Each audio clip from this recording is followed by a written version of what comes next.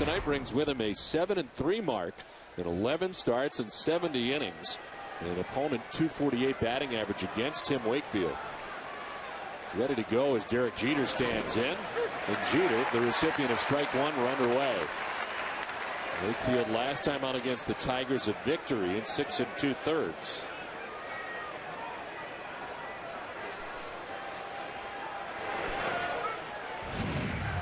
Wakefield has won 3 of the last 4 decisions. And his record all time against New York is 10-17. And I was about to talk to you about that 10-17. As a pitcher, I knew what team gave me trouble. I knew, and Yankees were one of the teams that did. To right field, J.D. Drew is over, and he makes the catch for out number 1.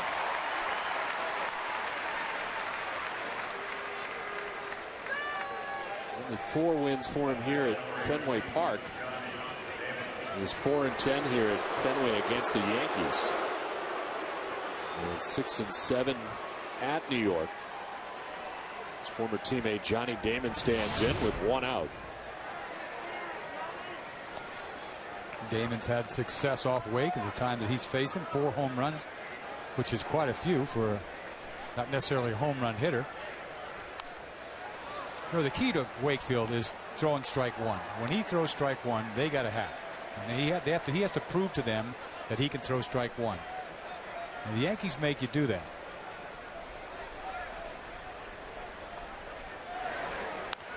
Chopped right side. Youkilis on the backhand.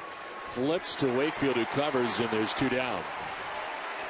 This is the way the Red Sox align defensively tonight. It's Jason Bay in left, Mark Kotsay in center, J.D. Drew in right, Mike Lowell at third base, and Nick Green at short, Dustin Pedroia at second base, Kevin Youkilis at first, and George Kataris does the catching for Tim Wakefield. Umpiring crew tonight, Jerry Davis has the plate, with James Hoy at first base, C.B. Buckner at second base, and Mike Everett is the umpire at third. See Teixeira coming up right-handed, facing Wakefield. Well, done trying to figure out what conditions Tim Wakefield pitches the best in. You get, well, we've seen this a lot of right-handed hitters facing him. But you get the wind blowing in tonight from center field from time to time, and we've also found that Tim Wakefield pitches best in domes. So go figure. I can't figure anything. You're going to ask me to analyze this? I can't do it. Cannot. I don't know when he's going to throw a fastball or a curveball. For the most part, he throws 90% knuckleballs. That one misses high, and he falls behind 3-1.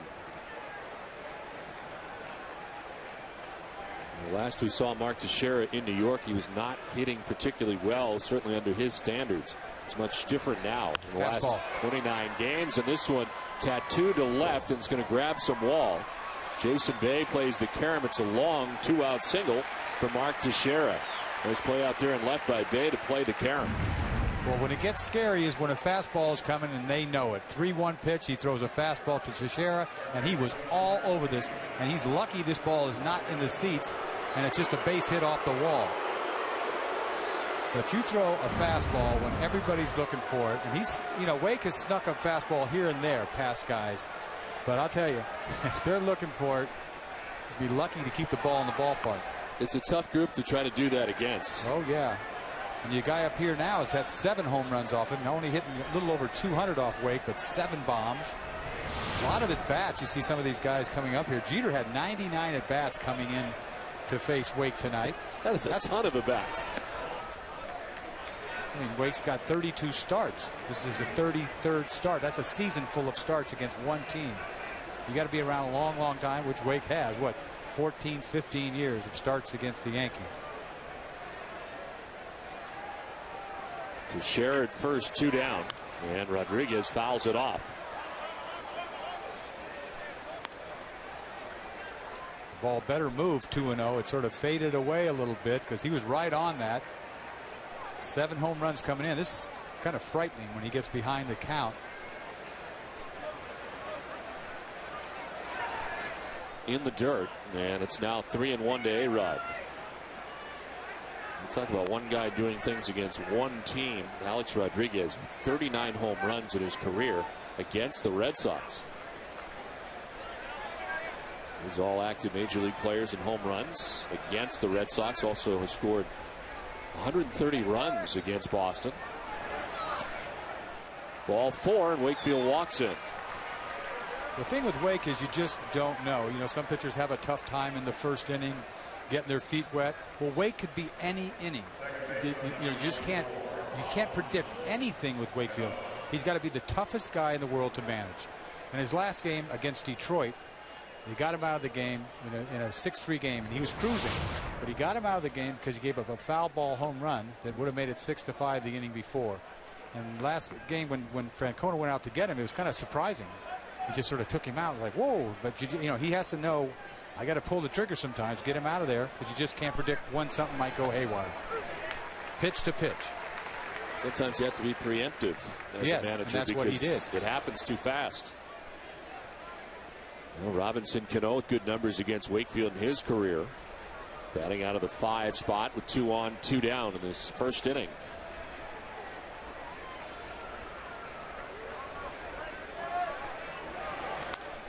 It's jammed and pops it up left side. Mike Lowell calling and catching out number 3. Yankees strand a pair. Red Sox coming up.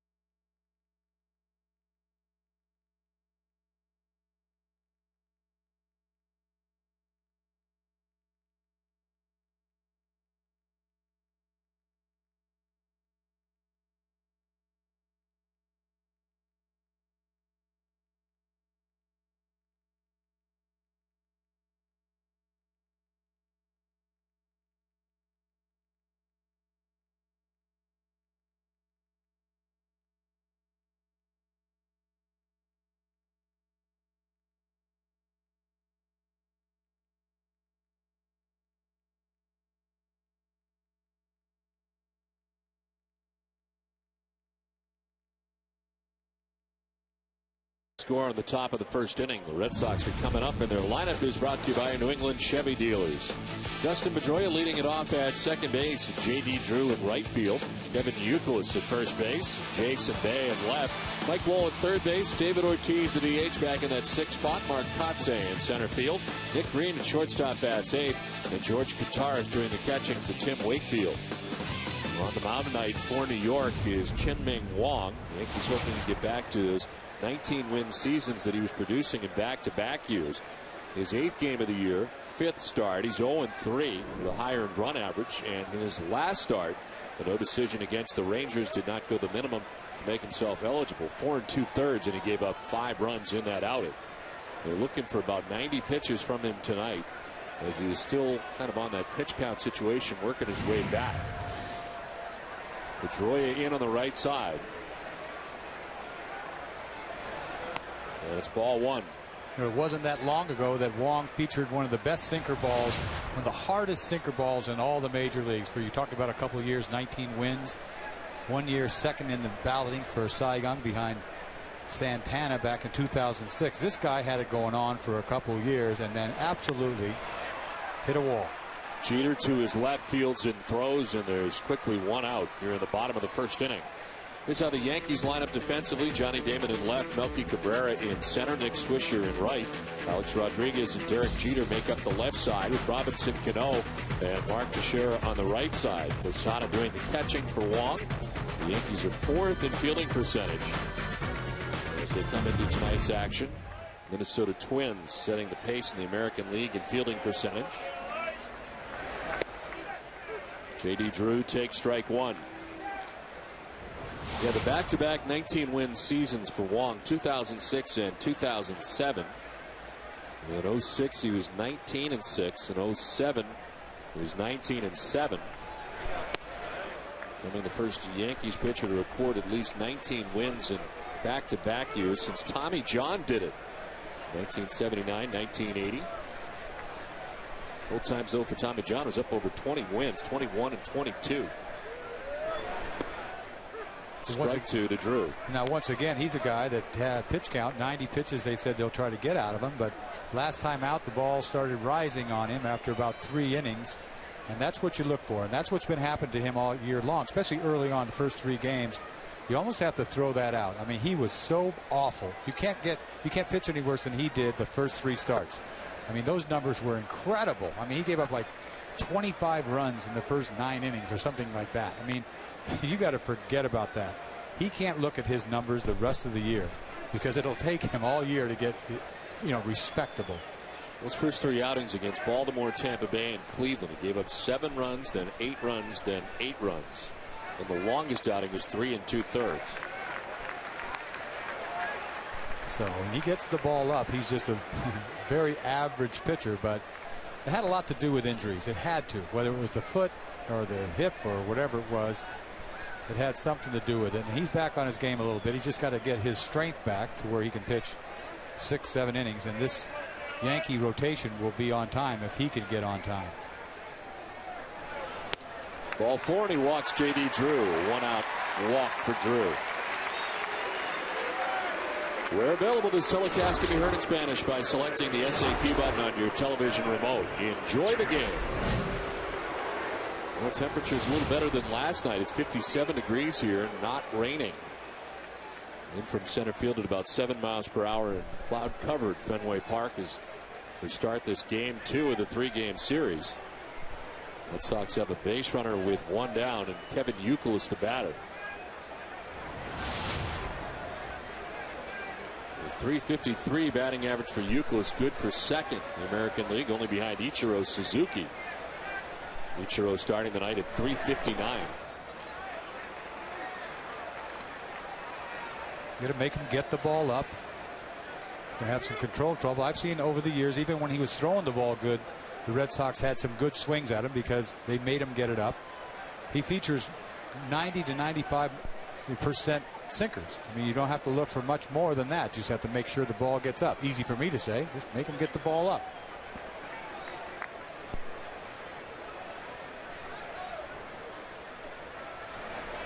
Things were going well for him last year until the injury, as he was 8-2 with a 4.07 earned run average in 15 starts before he went on June 17th on the DL, the mid-foot sprain. Well, this most recent stint on the disabled list they labeled as muscle weakness, and he missed a total of 2016 games. Of course, had some rehab stints. And check on first, and Drew back to the bag. I'll tell you though, he was nasty coming out of the bullpen. You think about the stuff that he features coming out of the bullpen, it's almost like Masterson, but not with that slider. Some wondered if it was better for Phil Hughes to stay in the rotation and Chen-Ming Wong to stay in the pen. They went the other way. Yeah, and you asked them before, and they said, don't even talk to us about it. This is the way it is. Meanwhile, 2 days later, bang, they switched. And that's the same thing that's going to happen with Chamberlain. Mark my word, at some point so? They might flip it. There's ball 3-3-0. That all comes down to whether Wong can be a start, the kind of starting pitcher that he was when he had it going on. So a lot could happen. And they may tell you one day, like I talked to him one day, he's telling me this and that, and this. He could change his mind in a heartbeat over there. Who are they kidding?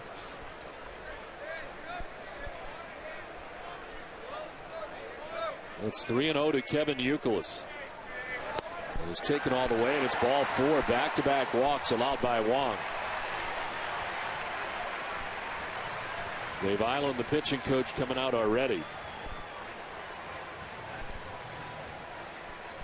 Oh, he probably knows him as well as anybody. If you know, sinker ball pitcher, big tall guy. When you're that tall, it's hard to really command, I think, to begin with. You know, his best pitch is a ball. If you think about it, best pitch is a ball. If you lay off of his best pitch, you're okay. But it's easier said than done. You know, he gets ahead in the count, you have to swing. One out. Red Sox getting very patient with Wong. Drew walks, Youkilis walks, and here's Jason Bay.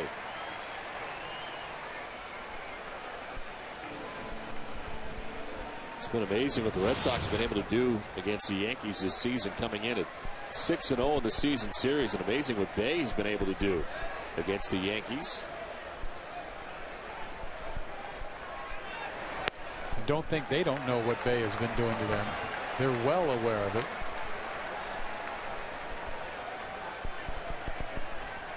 You see Burnett, he didn't have it going on last night. He had 2 extra days rest and it didn't pay off. He might have been too strong because he was really wild. Not that he can't be wild without 2 more extra days rest, but had something to do with it probably. Strike in the count, 1-1. The league leaders are brought to you by Olympia Sports. Jason Bay with 55 RBIs on the season has him tied with Evan Longoria on top in the American League. Mark Teixeira also in the top 5 with 51. A great season for Adam Lind of the Toronto Blue Jays. 1-1 is strike 2. It's kind of all over the place real early on with his sinker. He's trying to make the ball sink, and that ball's up, out, over. He's got to throw a strike is what he's got to do, and he's finally doing it to Bay, but not in typical fashion with that sink.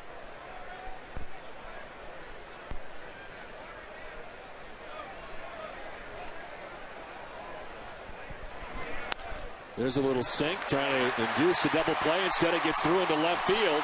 A base hit coming plateward is Drew. The throw not in time, and the Red Sox lead it 1-0. Not hit hard, but well placed, and the Red Sox grab the game's first run. Wong finally throws a decent sinker to Bay on a 1-2 pitch. Bay just sort of ground ball in the hole. Nice placement. You see this ball sinking down low. It's a ball. A-Rod doesn't even attempt it. This ball just happens to be in the perfect spot. You're hoping that Damon's not going to throw him out with his arm. You're not expecting him to have anything on it. Fairly close play at the plate. Damon, you see how shallow he was right there. That's his best gas he features. One hop to the plate, no chance. So Drew scores. Red Sox taking advantage of back-to-back walks in this inning from Wong. And looking to do more damage with 2 on, 1 away. Mike Lowell, the batter.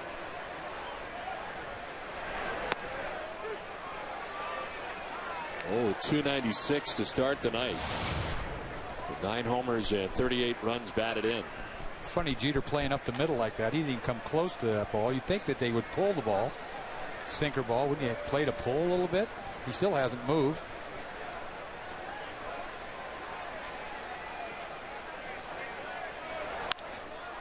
Fly ball to shallow center. Melky Cabrera, late break, but he's got time to recover. And he makes the catch for the second out of the inning. 2 outs, and David Ortiz making his way to the plate.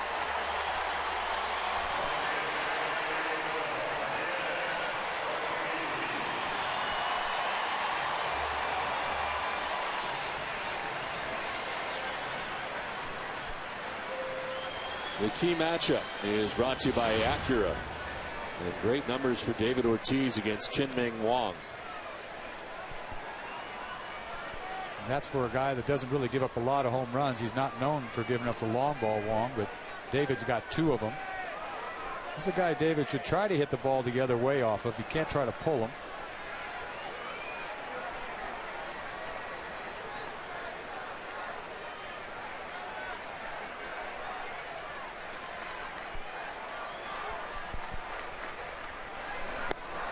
Ortiz takes ball 1. Of course, hoping to continue more of this. The home run to straightaway center field off A.J. Burnett. His 2nd home run of the homestand.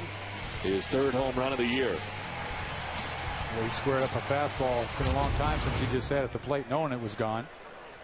Little back leg Johnson hit out of there. Takes a strike over the outside corner.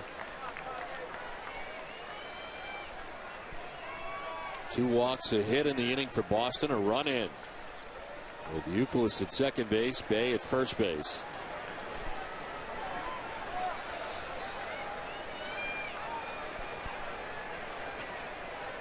Pitch 21 of this first inning for Chien-Ming Wang.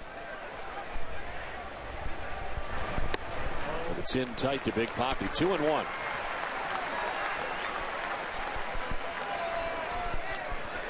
He has a long first inning. He will not make it till the 5th inning. You talk about 90 pitch count. 4 2/3 last time out through 69 pitches.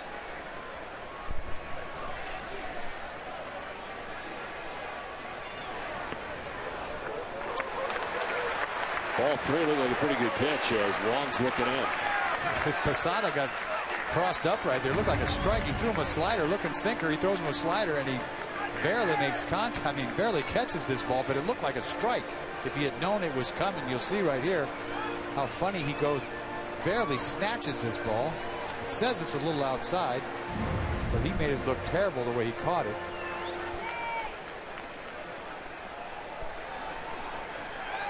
Input umpire is Jerry Davis tonight. He is the crew chief.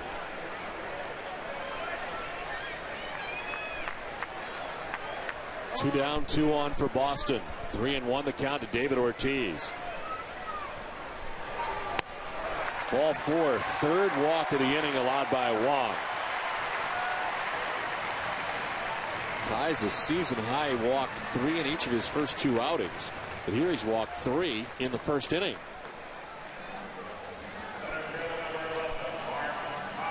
So the Red Sox have him loaded for Mark Kotsay.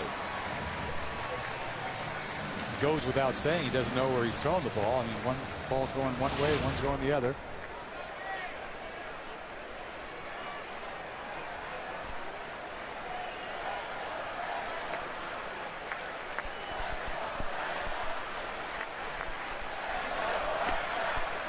And it's ball 1 to Kotsay. Mark played in last night's game, was 1 for 3 in the first game of this series. And of course, had his first home run in a Red Sox uniform over the weekend against the Texas Rangers. Has 3 grand slams to his credit in his career.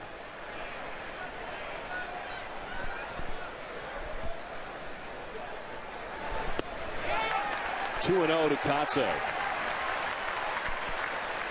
Alex Rodriguez comes in to talk to Chien-Ming Wang. Nobody's going to swing at that. That starts a ball and it finishes a ball. It never even comes close to the plate. They don't want to have to go to their bullpen early, but somebody's getting up right now. Already, Dave Island went to the phone and stirring in the pen. So David Robertson is up. He was in the game last night for New York. Didn't get much last night from A.J. Burnett. And they were into that pen early. Brett Tomko was able to eat up some innings for him last night. Well, this is awful. You're talking about walking 3 guys this inning and on his way to walking in a run. Bases filled with Red Sox, 2 down. A 3-0 pitch to Mark Kotsay. There's a strike, 3-1.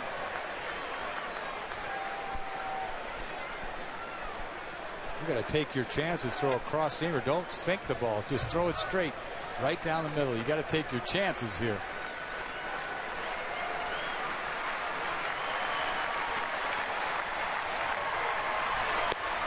There's a strike, full count now, 94.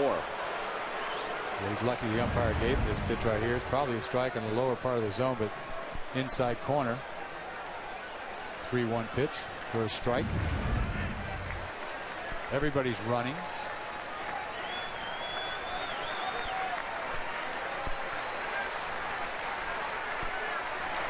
Kotsay chops it right side. Cano plays the high hop and throws him out. Out of the inning with minimal damage is Chien-Ming Wang. It's 1-0 Red Sox.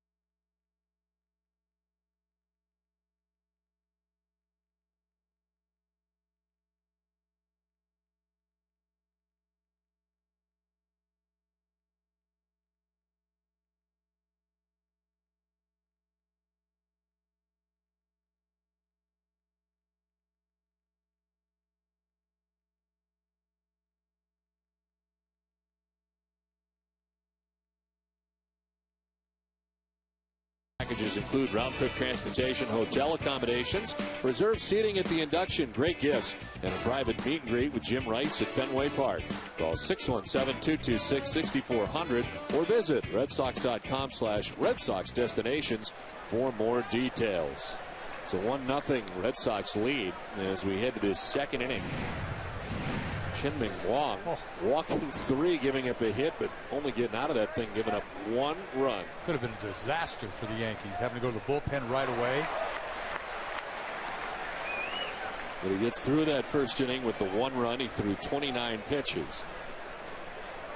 Jason Bay delivering with the base hit and RBI. Threw a strike when he had to, 3-0 to Katse. Came back with another strike and then got a ground ball. Ray Posada batting out of the 6th spot and then lunging after that pitch, 2-2. How do you swing at a pitch like that? That pitch was not even close. He makes up his mind he's going to swing out of his hand. Drive to right is deep. Back goes J.D. Drew towards the bullpen and gone. Into that Boston pen, Jorge Posada has his 9th home run of the year, and with 1 swing ties the game.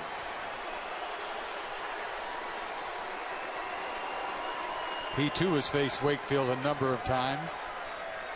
That was his 64th plate appearance against Wakefield, his 4th home run off Wake. Looked funny the pitch before, and he gets a ball out over the plate right here. Puts a nice swing on this ball. I didn't know if it was going to get out of here or not because he didn't hit it high enough, but it makes it, clears the bullpen wall. 6 home runs allowed by Wakefield on the season now. And here's Hideki Matsui, who hits one sharply towards the gap in left center field. That's down to the track in the wall. Katse back to play it. Matsui into second base with a double.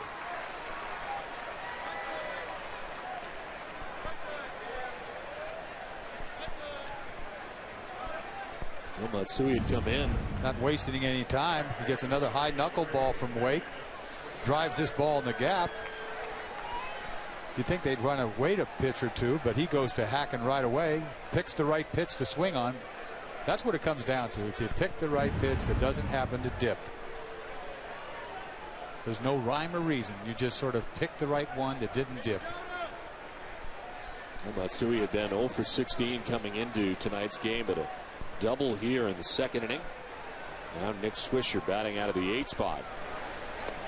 Takes strike 1. You see Swisher batting right-handed also. Switch hitter batting right-handed against Wake. Don't tell me why they do that. Tries the bunt bid down the first baseline. Wakefield will flip to first, not in time. Swisher able to beat it out. Looked like he beat the throw. Excuse me. Looked like he didn't beat the throw, but maybe he was not on the bag. We'll find out. James Hoy, the first base umpire, is going to receive a visit from Terry Francona. Well, Quake looked like he was in trouble. He threw him a changeup. I guess if he's not touching the bag, if he's touching the bag, he is out. That's a bad call right there because it looks like Youkilis has got the bag. Ball beats the runner, clearly beats the runner, unless his foot is not on the bag. And if it, to me, it looked like he stuffed his toenails under the bag. Does this look like this? Yes. He's touching the bag? Clearly he's out. Surprised Wake didn't argue, excuse me, Youkilis didn't argue more on that. He's the only one that knows. Ruled a hit now, 4 for New York. And it's first and third, nobody out. Chance here for Melky Cabrera batting out of the number 9 spot. 6 home runs and 23 runs batted in.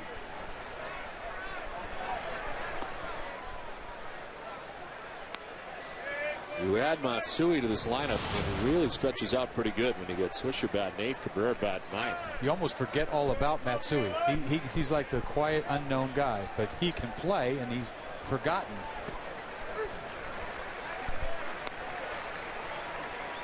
I think he clogs it up a little bit for them. I think they would like him to have played more left field, but since he hurt his leg, he just DHs all the time, and I think that's a problem for them. You saw Brett Gardner playing the game last night as he started in center field. Tonight it's Melky Cabrera in center, Damon in left. His number is very good against Tim Wakefield.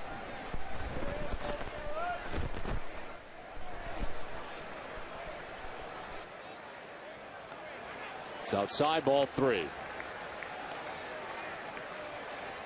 This game can get away from Wake quickly. We talked about it before, from pitch to pitch. And then he can turn it all the way around and just get 15 outs in a row. You just don't know.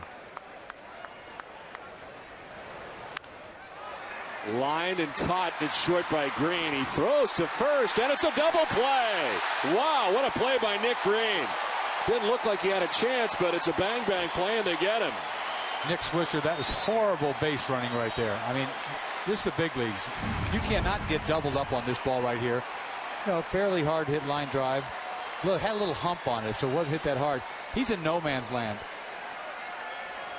You know, he's got to read that ball much better than that. It's right in front of you. I don't understand how he didn't read that.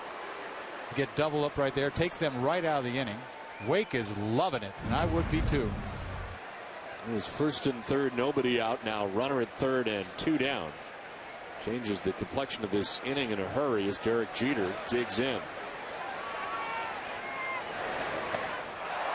And a good rip of that knuckler, and it's 0-1. But that ball wasn't a bullet to shortstop. You know, it didn't freeze him. It was like sort of a humpback line drive. I mean, clearly thought it was going to get over his head. Yeah, and he was just, you mean tell me you can't get that far off the bat. You have to make sure that ball goes into left field.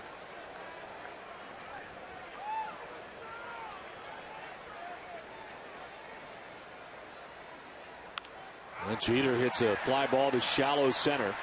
In comes Kotze. And Wakefield out of a jam here. He does give up the home run to Posada. We're tied up 1-1.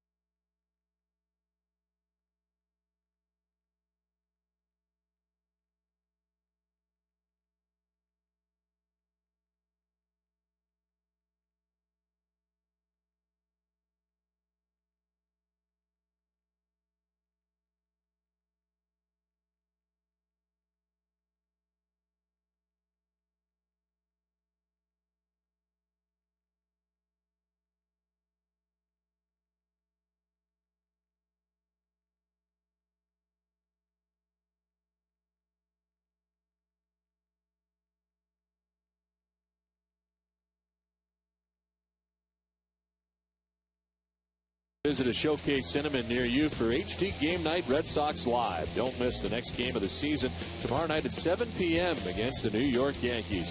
Visit NESN.com for more information and a list of participating theaters.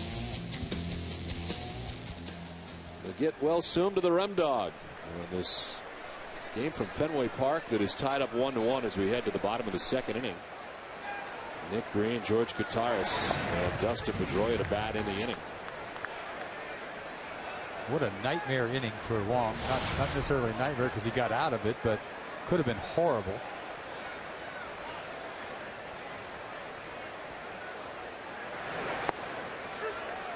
Green quickly down on the count, 0-2. Wong back to throwing strikes. He threw 29 pitches in the first inning, walked 3, gave up a base hit and a run, but it could have been a great deal worse.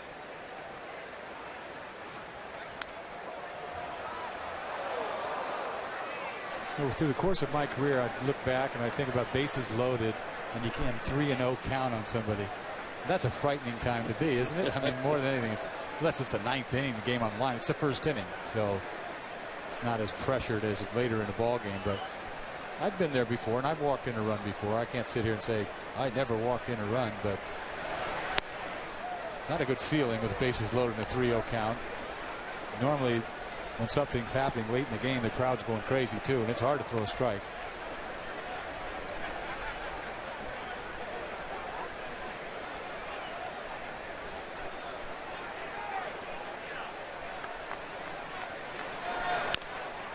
Shot back up over the mound. One can't get it, and Cano can do nothing with it. Green will reach. Well placed. Yeah, that's what happens when you're a good sinker ball pitcher. You're going to get some of these plays like that. Chopper off the plate in no man's land. You'll have to eat that thing. You don't even have to be fast, really, to have that be a base hit. Nobody could have got to that. So the Red Sox, a lead runner on here in the second inning. As they collect their second hit. Now George Kataris. So it's a 188 batting average. Still looking for his first major league home run. And has 5 runs batted in.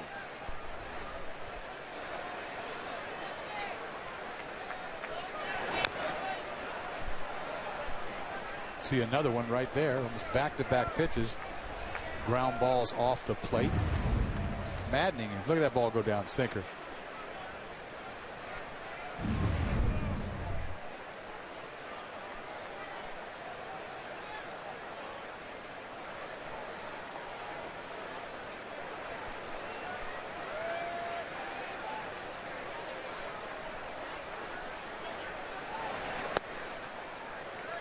One and one to Kataris.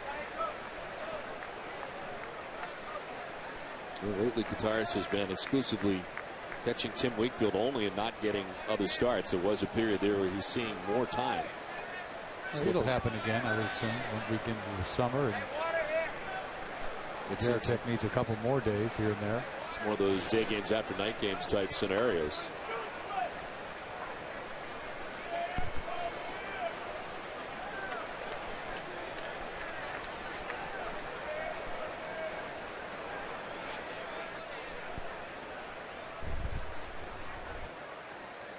One and one to Kataris.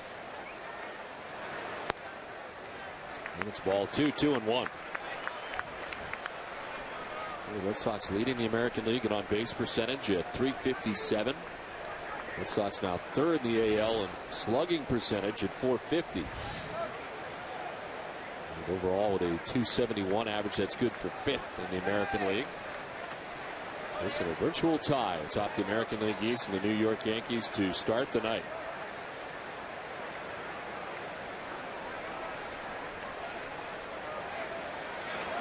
Skips in, picked on the backhand by Posada, and it's 3-1 to the number 9 man, Kataris. Wong so conscious of wanting to keep the ball down that it's getting a little crazy here. Got to mix in a strike occasionally just to stay in shape, to stay in this league.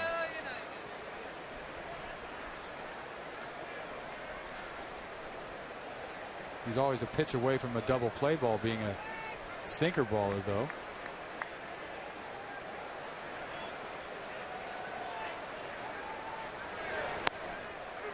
It was a strike. Kataris thought he had ball 4, but it's a full count instead.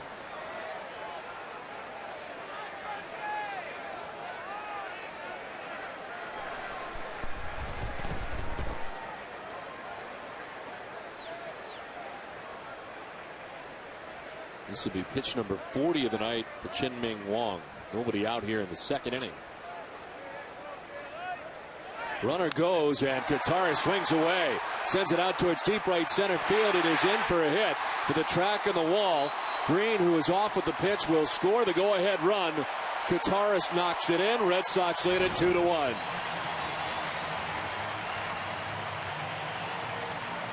That's exactly what should happen when somebody has to throw a strike. Can't throw that nasty sinker anymore. 3-2 pitch to Kataris, center cut. He knows what to do with it. Hits this ball right center field gap. It's got double written all over it. Perfectly placed. I thought it was going to one hop into the bullpen, but hit the grass and sort of died. With a double RBI for Contreras.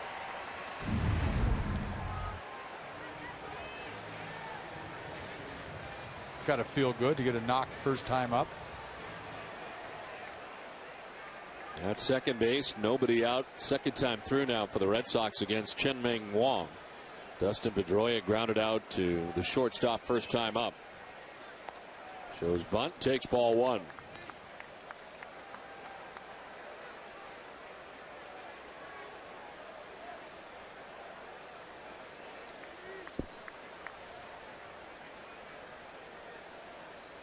.90 pitches might come by the third inning.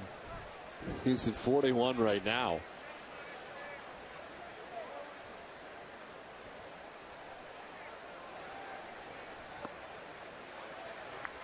Two and 0 to Pedroia. And it's got to be terrible. I mean, watching this as a Yankee, and you just finally tie the game up, and then Wakefield got out of that inning, luckily, and then Wong comes right back out, and they, having difficulty throwing strikes. It's just hard to watch. It's back-to-back nights of this. A.J. Burnett last night, and now Chien-Ming Wang tonight. Saw Dave Island back on the phone. Pedroia to right. Swisher headed over to not make the running catch. He was there but couldn't catch it. It's into the seats. It's a ground rule double. Contreras will get the plate. The Red Sox will get a 3-1 lead. Oh, Swisher, he's having a tough night early on. Bad base running last time on the bags, and he gets a fly ball here that's slicing away from him. And when you get to this play, his head's probably bobbing a little bit. He just whiffs this ball. This ball has got to be caught. He kind of nonchalant puts his glove up, I got it, and he doesn't have it. This ball one hops into the seats. If I'm on the mound right now, I'm going, you got to be kidding me. This ball's got to be caught. I have a hard time throwing strikes as is. I finally get an out, and he whiffs it out there in right field. He totally thought he had this ball. David Robertson, who's up last inning, back up again for New York. I mean, he went a long ways for that ball. It wasn't like it was a routine fly ball to right field.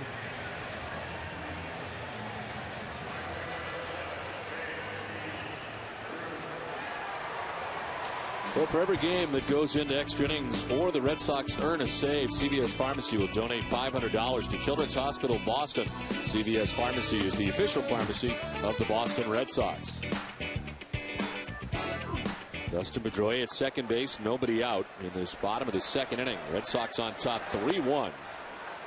And it's ball one to J.D. Drew, who walked his first time up. The Yankees are going to think to themselves, what do we got to do to win a game? They're down, have lost 6 games in a row to the Red Sox, and you see how the game's gone so far. I guess it could have been worse in the first inning. Could have been a nuclear inning in the first inning. A couple of tough breaks for Wang this inning. Shot down the first base line. Drew will apply, or have the tag applied to him. Is on to third base goes Pedroia. One down in the inning.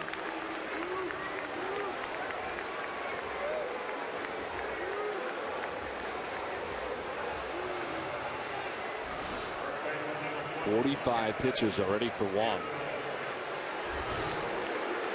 Should be out of this inning is what he should be. Nichols walked his first time up. One of 3 walks the Red Sox received in the first inning. Infield in all the way around for the Yankees. Strike one to Youkilis.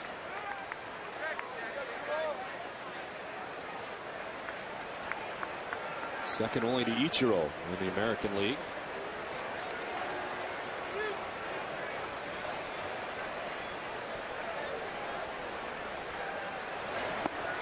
Strike 2, 0-2.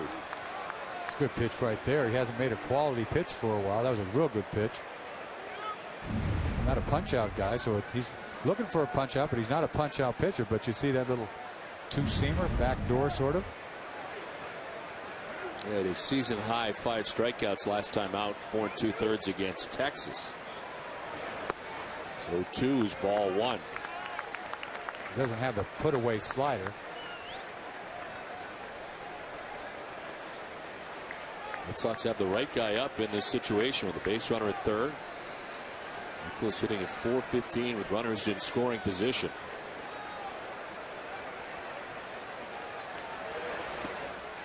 Not tantalizing enough, and it's 2-2.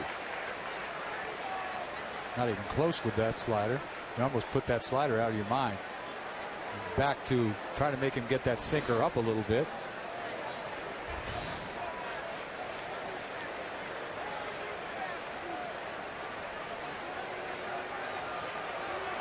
This is pitch number 50 for Chien-Ming Wang.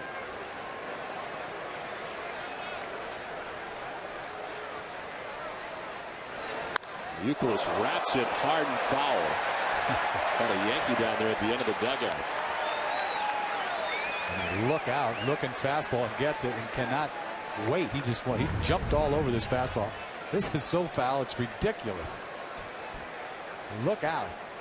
Look at Francisco Cervelli, the backup catcher for the Yankees. What you call pulling the ball. Down the right field line foul, 2-2.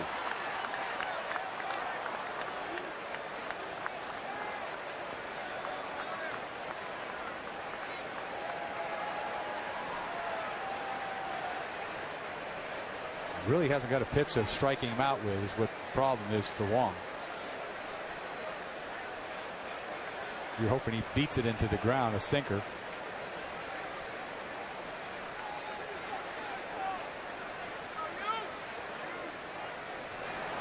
Youkilis to left. Damon down the line as it makes its way foul. And Johnny went as far as he could, but back into the seats and will do it again with a count of 2-2.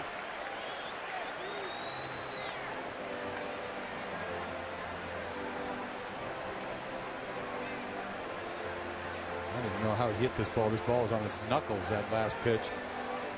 He's trying to get a fly ball so badly to drive this run in.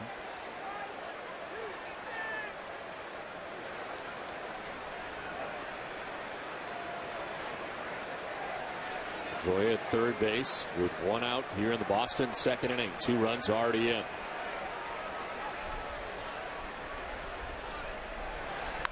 Youkilis fouls off another.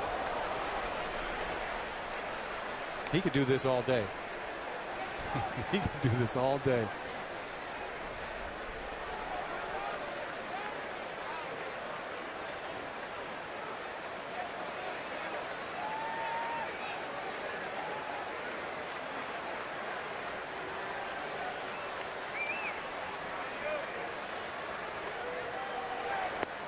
Finally, Wang gets Youkilis to strike out. First K for Wang, 2 down in the inning. Well, he got Youk in a swing mode. He was swinging at everything out of his hand. He finally throws him slider down and away. We don't see Youk swinging too many balls like that. Got the punch out that he needed. Wasn't the nastiest of sliders you've ever seen, but it did the job, and he's upset. You don't see him do that often. 2 down for Jason Bay, who singled to drive in a run in the first inning. Try to deliver Pedroia from third base, but a swing and a miss. You see the movement on that sinker. When he's got it working, that ball just disappears.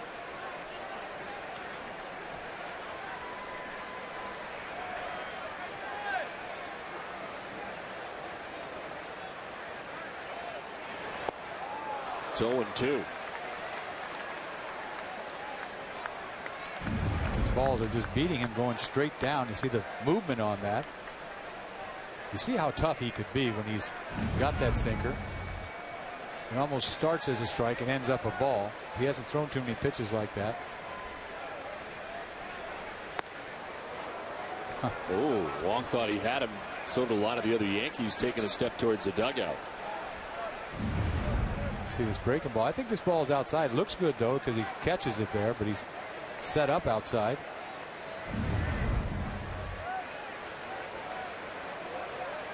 One ball, 2 strikes, 2 down, 2 runs in. Pedroia at third base. And Bay strikes out. Wang kind of finding his bearings there at the end of the inning. Red Sox get 2 runs and lead it 3-1.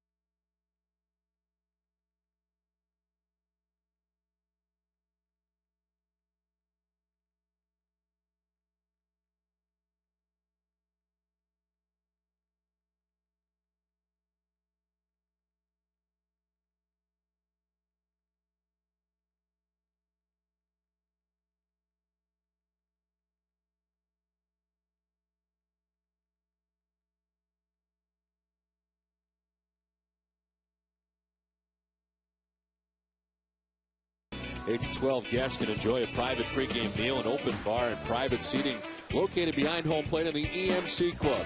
This all-inclusive package is now available for some of June's most sought-after games against the Braves and Marlins. For more information, call 617-226-6025 or email premiumsales@redsox.com tonight.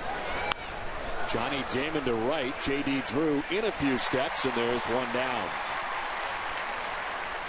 Damon's 0 for 2 tonight.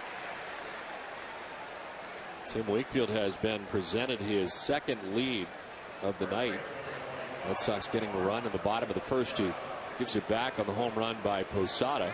But the Red Sox gather 2 against Wong in the bottom of the second. Here's Mark Teixeira.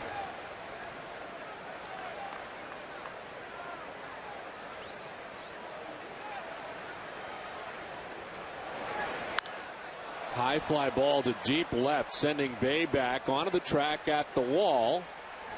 And it's off the scoreboard. The carom played by Kotze, but Teixeira to second base with his second hit of the night. This one's a double. Got a 3-1 fastball the first time up from Wake. You don't see it very often. He gets a knuckleball this time, and he just skies this ball. He missed it. I mean, because if he hits this ball good, it's way out of here. And you see Bay at the wall. That ball just barely hit the wall and almost at the 6th inning sign. That is an out anywhere in the United States except here. Is it not? You're right. I mean, anywhere. The wall giveth and the wall taketh away. One out to share at second base. A-Rod lifts it in the air to short right. J.D. Drew making his way in towards the line. And he makes the catch for out number 2. No advance for Teixeira.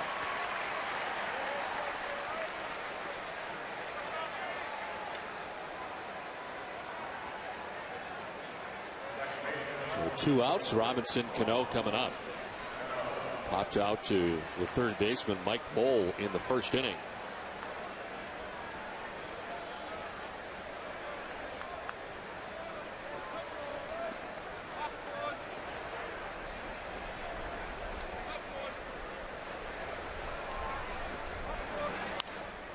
Fly ball to right center field. Kotze doesn't see it right away, now does, and puts it away. They leave Teixeira at second. We're through 2.5. It's 3-1 Boston.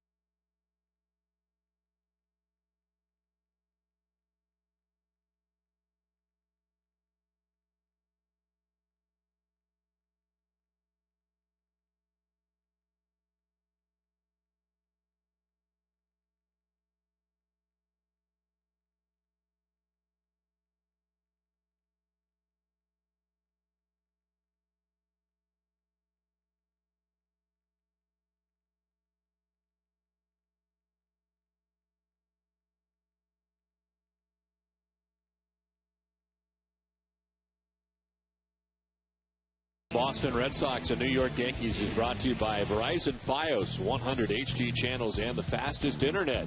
This is Fios. This is big.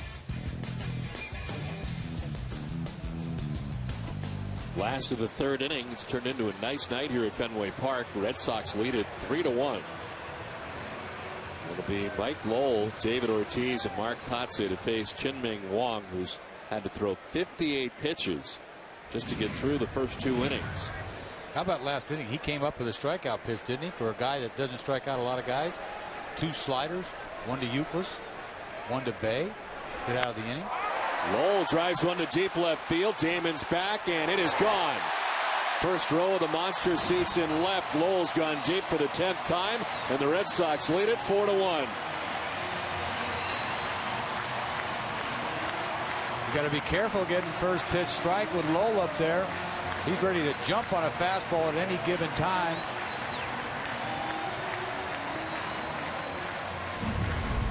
You see this sinker right here. Belt high, up, out, over. He knows what to do with it. Barely gets into the first row over the monster there. You see Lowell, he's been throwing a home run out there every so often, doesn't he? He just been so consistent all year, hanging around 300, his average.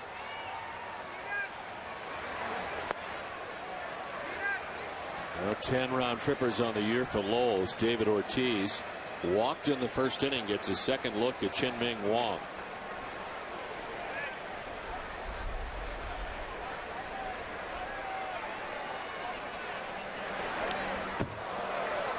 Well, Hess is a proud sponsor of the Red Sox and the Red Sox on Nesson. During this 2009 Red Sox season, Hess and Hess Express would donate $500 to the Red Sox Foundation for every home run hit by the Red Sox. Hess, committed to helping the cause, is now 69 home runs for the Red Sox this season. And the great people at Hess who have been so great to the Red Sox and to the Red Sox Foundation for so long, continuing to do so on a daily basis. Our thanks goes out to them as always.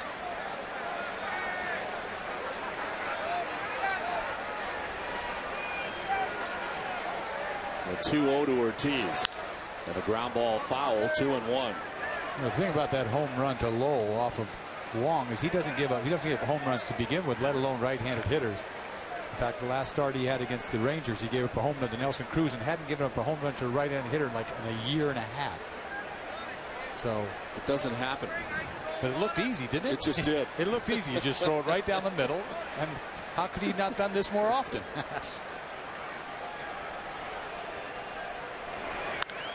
Ortiz to center field. Melky Cabrera going back to the triangle to make the catch. A good drive, but not good enough. Not to the deepest part of the ballpark here at Fenway, and it's out number 1. Another great swing by Ortiz right here. Again, gets a high sinker, does not sink, and he lifts this ball. Hit the ball too high, as they say. Hit the ball too high, about 410 feet. It's a home run in a lot of ballparks.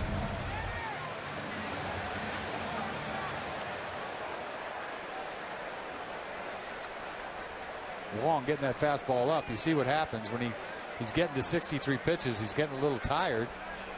When you're throwing 30 pitches an inning, you get tired fast. You're out there too long.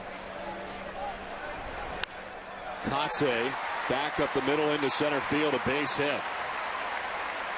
A 1-out single for Mark Kotze, who's been swinging the bat well. He's not long for this game.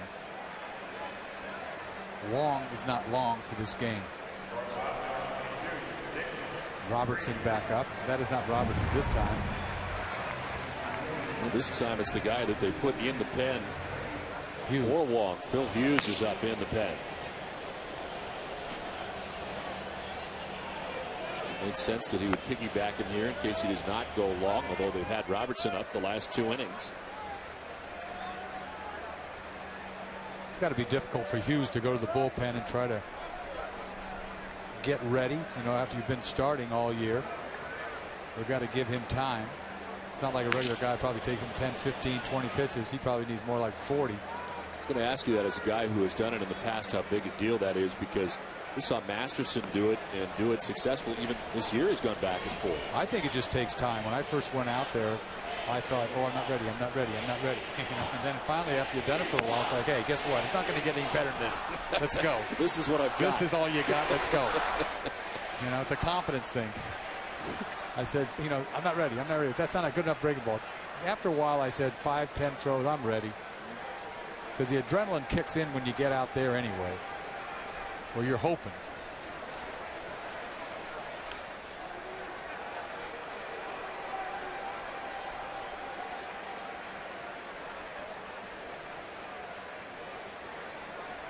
But they've got to be concerned, and they've been concerned all year with Wong. This is not exactly a good appearance to make them feel positive about it all.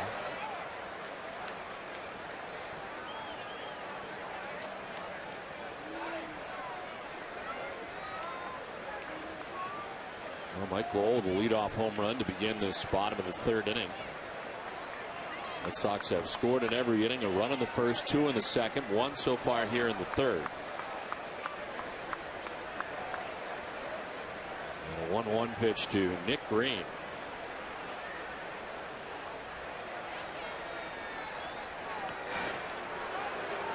The Yankees have had 2 back-to-back starts. This one's not done yet, but in a row that have been below average, to say the least. And it goes to show you, if you have bad starting pitching, you're in trouble. That's something that they haven't really had over the last month.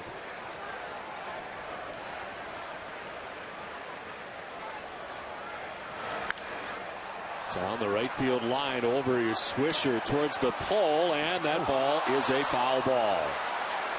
Swisher ends up in the first row and then some, meeting some of the Fenway faithful up close. I'll tell you what, he'll give you an effort. And he goes a long ways here. He's going to make up for the ball that he's messed up before, and he goes into the stands. Wow. He had no chance at that ball. But I got to tell you what, you have to applaud this effort. He's going for it. He's a gamer, this guy.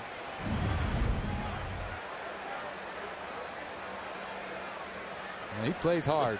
He really does. He got to give him credit. He plays different positions every night. You saw him in left field last night.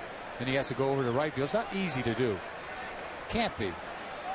I see a ball cutting this side way, that in right field, and just the opposite the other way. It's easy to see how that could happen to him. Green fouls off another. More pitches for Chien-Ming Wong.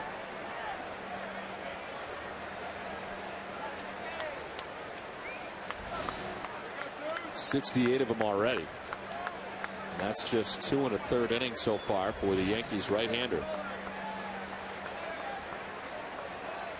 Kotze at first, 1 out.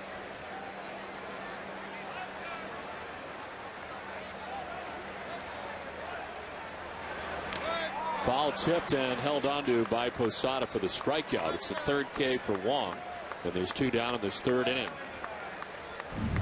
The Amica Pitch Zone is brought to you by Amica Insurance. Get the right auto and home coverage at amicacoverage.com. And you'll see the pitch to Contreras earlier last inning.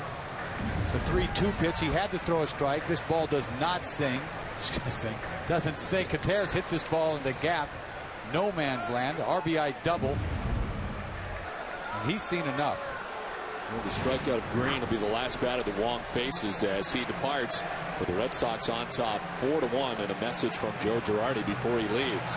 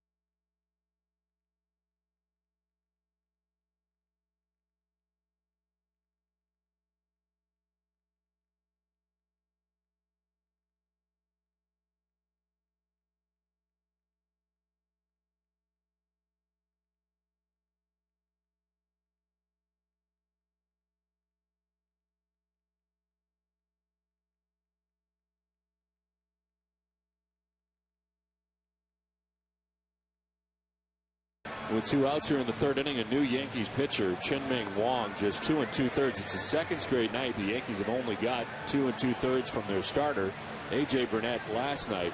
Chien-Ming Wang tonight, and 69 pitches in those 2 2/3. His call to the bullpen is brought to you by New England Ford dealers, and Phil Hughes out of that pen for the Yankees. This is what they did with Phil Hughes. They flip-flopped and had Wong take his start. He had a couple starts he pitched pretty well, and then one mediocre one, and he found himself in the bullpen because they thought this guy might be able to do a job late in the game for Brian Bruni, who's on the DL. But you see him early in the game right now. This could be an ongoing thing for the Yankees, not knowing which way to go with either Hughes or Wong. Here's George Kataris with 2 outs and Mark Kotsay at first base.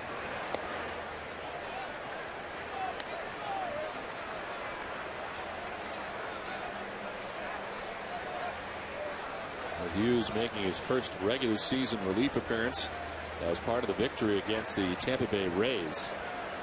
He pitched a perfect 7th inning. It's 1-1 to Kataris. The Red Sox saw him over at Yankee Stadium, the new Yankee Stadium, the first game they played over there, and he got knocked around a little bit, gave up 4 or 5 runs early, 4 or 5 innings. Sent down to AAA Scranton at one point. That was 3-0 with a 1.86 ERA. And Scranton, last start he had was on May 31st at Cleveland. Breaking ball in there for strike 1 and 2. And in that start, Wong came in and pitched 3 innings after they had taken him out after 6. So this has been an ongoing thing. He was a first-round draft choice by the Yankees, 23rd overall in 2004. So Bach started up. It wasn't because he was flipping the ball behind his back. He sort of flinched on his way up, decided, nope, I'm not ready yet, and that's a Bach. So they award Kotsay second base on the ball. You see him start up, watch. Oops, see a little flinch there. Doesn't take much. They're eyeballing you. They don't miss a trick.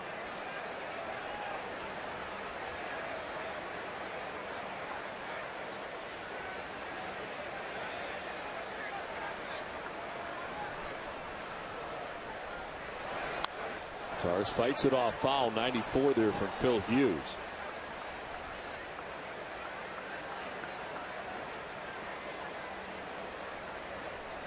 Top of the Red Sox order, Dustin Pedroia waiting on deck. 2 outs in this bottom of the 3rd inning.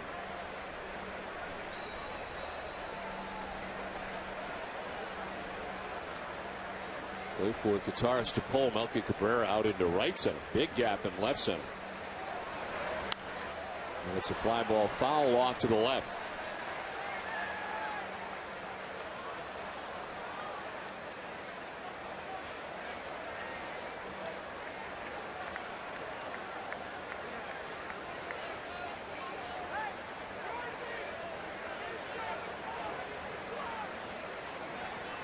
Chien-Ming Wang responsible for Mark Kotsay at second base. So far charged with 4 runs in 2 2/3.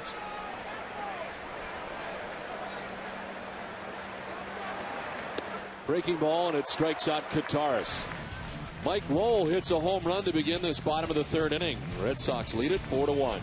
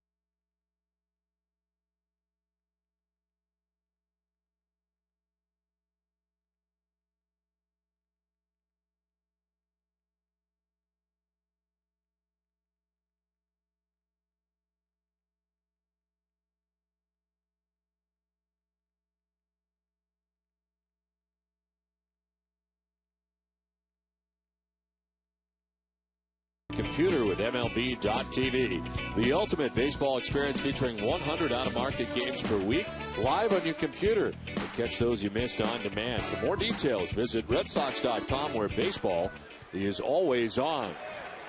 And Tim Wakefield back on the mound here for the fourth inning. Gave up a solo home run to Jorge Posada. Wakefield bounces off the mound like a cat, doesn't he? His 0-1 is fouled off by Posada.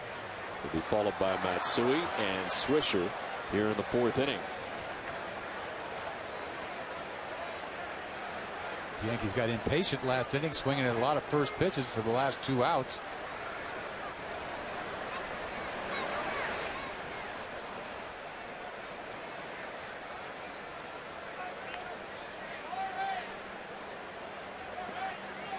With 1 out, Mark Teixeira had doubled for his second hit off Tim Wakefield. Then Wakefield was able to get Alex Rodriguez and Robinson Cano back to back, both to fly out.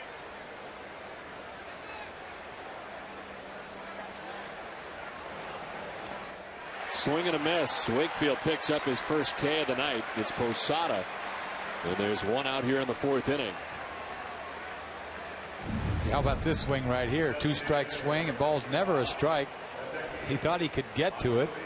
This ball's almost at his head high. The old adage is if it's high, let it fly. But he let it fly, all right. After hitting a home run last time, he can make you look silly the next time up. So 1 down for Hideki Matsui. Look at that thing sail. Took off. I mean, it could come right and hit you in the face.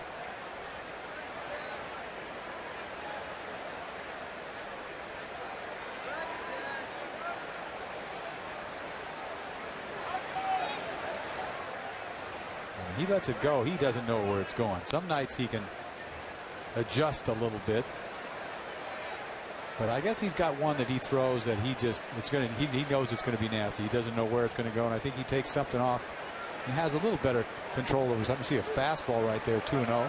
Not in a bad spot, 73.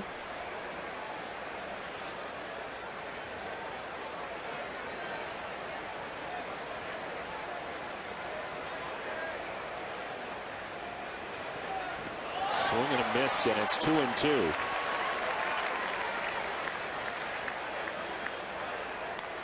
There's nothing like this. I mean, nobody. It was a curveball right there. I was going to say that pitch broke more than any of them. You mix that in occasionally here and there, mess your mind up. Matsui's seen the knuckleball, then a fastball, then a curveball, and the knuckleball he gets a piece of. So Wake doesn't just feature a knuckleball. He features everything. Look at this curveball. I mean, this is a 12-6. Way off speed. Not that everything else isn't off speed, but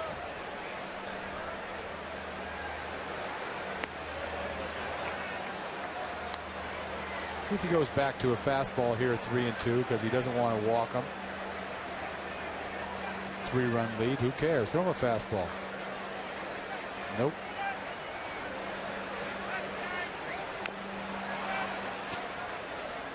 '50th pitch of the night for Tim Wakefield.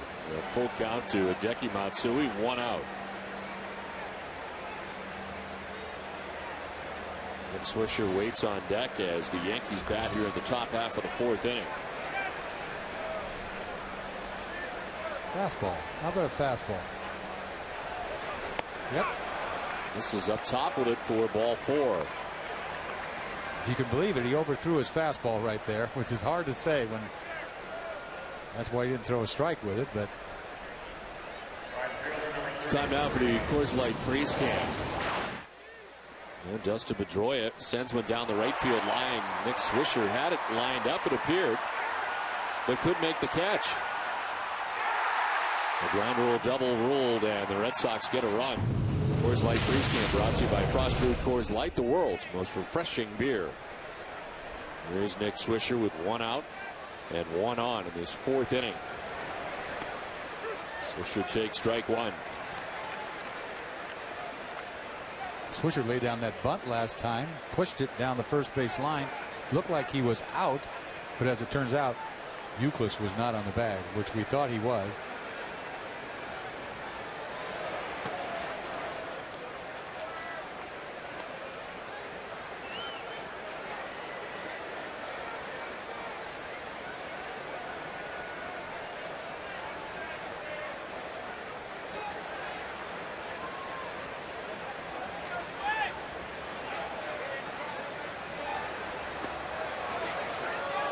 Swisher takes ball 2, and here is that bunt play. Apparently, Youkilis did not get the foot on the bag, despite what it looks like right there. Just came up a little bit short. Well, there would have been a major argument. We didn't have much of one. Goes to show you that he probably didn't touch the bag.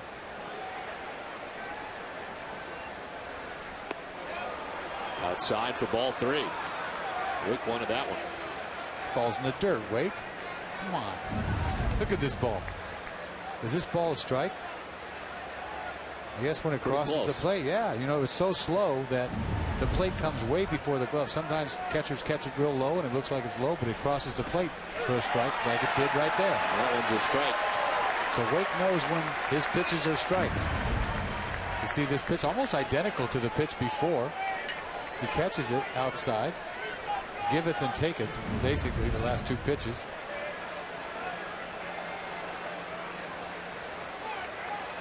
He struck out Posada to begin the inning. He walks Matsui, who's at first. A 3-2 pitch to Nick Swisher.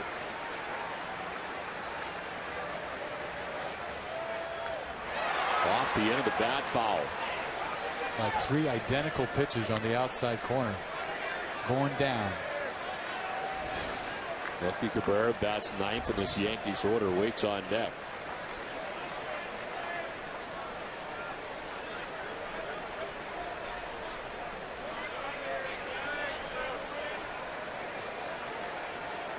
A little fastball. He's going to try to sneak by him here.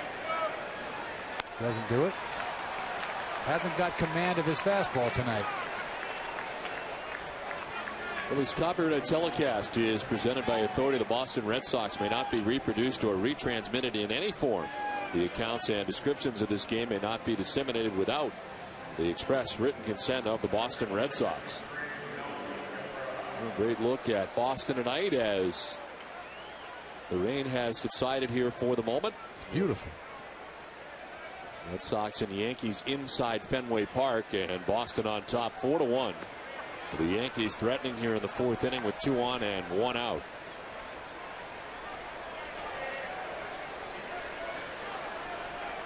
Pitch 60 of the night for Tim Wakefield. And it's lined into right center field, a base hit. From second comes Matsui. He will score. And the Yankees collect their second run of the night. It's 4-2. Pedroia went as high as he could at second base. Couldn't get it. And it's into right center field for an RBI single, and it's a 4-2 Red Sox lead. Well, that's like slow motion right there. Line drive over Pedroia's head. He jumps, and he can't get it. That ball looked like he was going to get caught. Could have been a double play ball. You never know. Meanwhile, it's a base hit RBI for Cabrera. Just didn't get up high enough. So John Farrell to the mound to talk to Wakefield. The Yankees get a run back. Bottom of the order's been pretty productive tonight. They've been on base 5 times, the last 3 hitters for the Yankees. You know, Wake walked 2 guys this inning. You haven't seen that for a while. His last start in Detroit, he walked nobody. And it took him till the 4th inning tonight. So he hadn't walked anybody in close to 10 innings, which is a good thing. When Wake doesn't walk people, he usually has success. 2 on, 1 away. And Derek Jeter, who is 0 for 2, lifts a fly ball out towards left center field. In comes Kotze. And Mark will put it away for out number 2.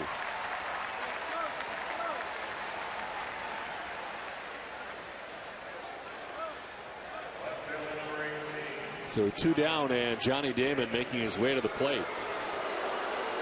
Seems like the guys who are swinging at that first pitch against Tim Wakefield are doing Tim Wakefield a favor. They really are. Last couple innings. Based on the results for Alex Rodriguez and Robinson Cano, and most recently Derek Jeter. Damon takes, and he takes ball 1.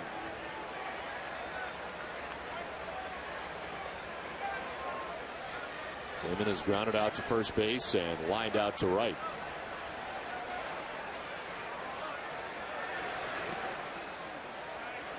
Guitars couldn't find it right away, but the Yankees can't take advantage.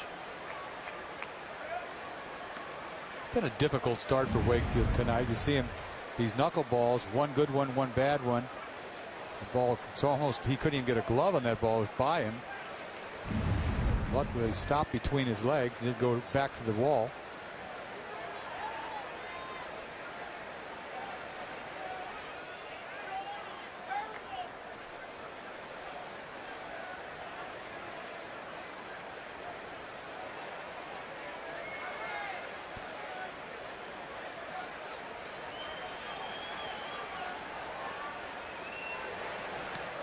Ball 3-0. Can't seem to find it all of a sudden, not even close.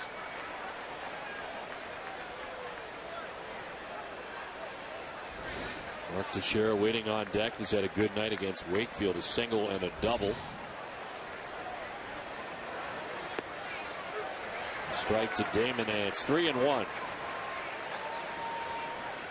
Yankees have Swisher at second base, Cabrera at first, and 2 outs.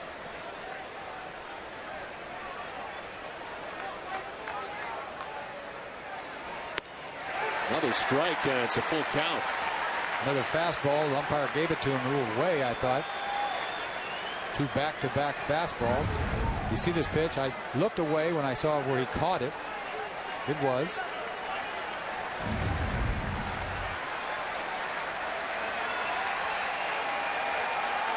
Runners will be off here, and there are 2 of them on for New York. I don't think Wake's ever thrown 3 fastballs in a row. This would be it if he throws it now. Popped up, foul ground as Kataris makes it an adventure, but makes the catch that ends the inning. The Yankees get a run back with 3.5 deep into this one, and Boston leads it 4-2.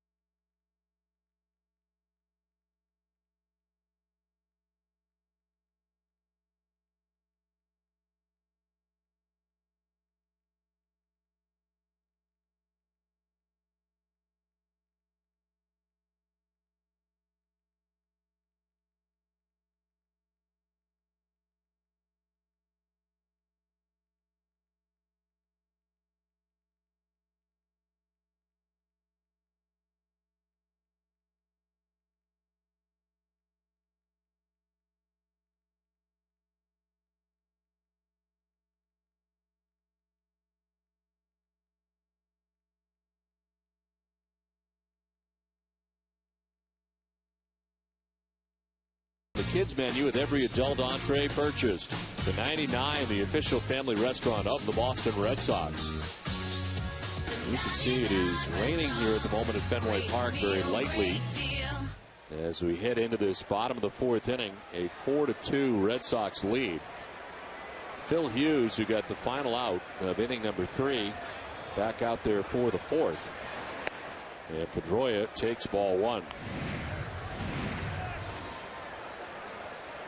We just saw Wakefield throw 3 fastballs in a row to get out of that inning. 3-0 pitch to Damon, strike 1.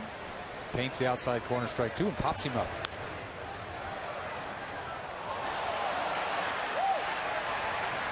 Pedroia batting for the 3rd time. First 2 times against Chin-Ming Wong. As you see the rain falling here at Fenway Park. Last night it was like that all night.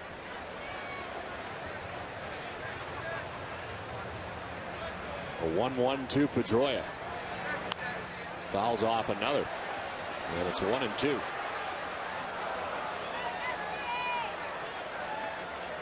Red Sox collecting a run in the first. And an RBI single for Jason Day. They get 2 runs in the second inning. RBIs for Kataris and Pedroia. Then the home run by Mike Lowell in the 3rd inning.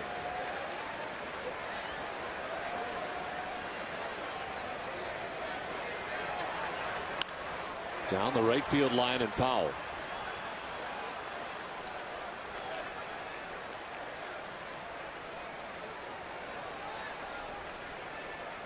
So the line on Wong tonight, 2 2/3, 6 hits, 4 runs.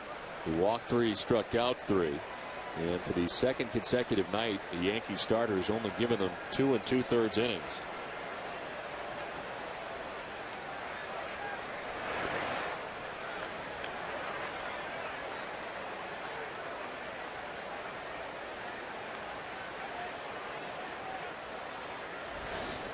It's Pedroia, then Drew and Youkilis here in the 4th inning.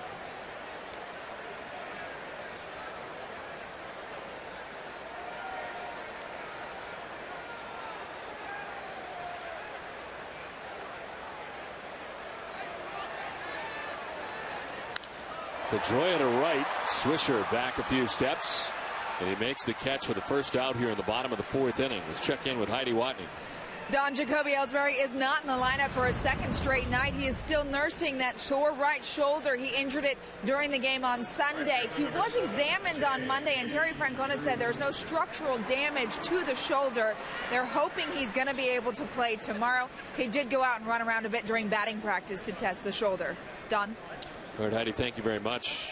Yeah, the first time he kind of nicked it up on the shoulder was diving at second base on a stolen base attempt, and then later on with a fantastic catch out there in the triangle in right center field. So these 2 things are really what kind of got it going, and it was certainly sore on the off day, unable to go yesterday and again tonight. Yeah, I didn't see that slide at second base. That was what he did earlier. I just saw this beautiful, one of the best plays of the year, and I thought he had done it on that. But you're hoping that that doesn't linger for a while. So tonight for the Red Sox, Mark Kotsay in center field.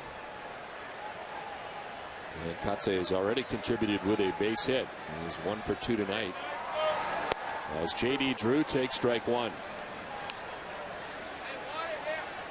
Drew has walked and scored and grounded back to the pitcher.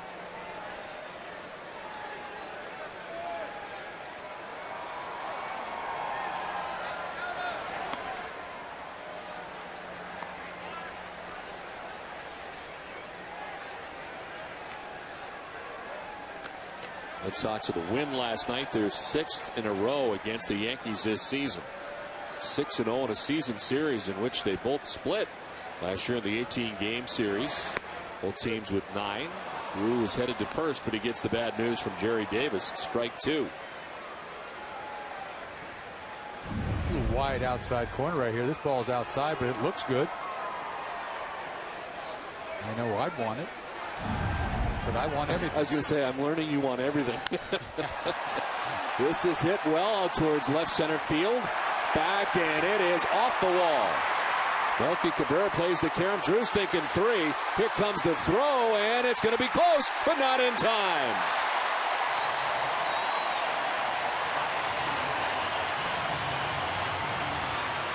Melky Cabrera, he played this ball off the boards. He knew right away this ball was going to hit the wall.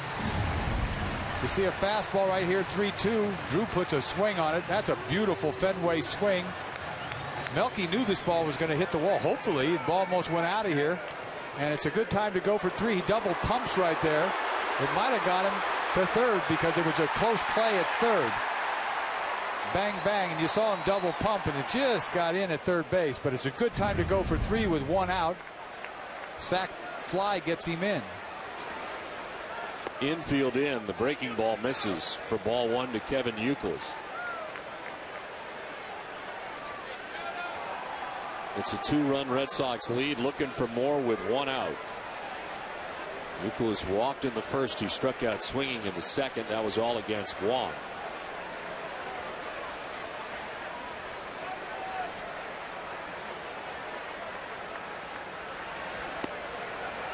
Two and 0.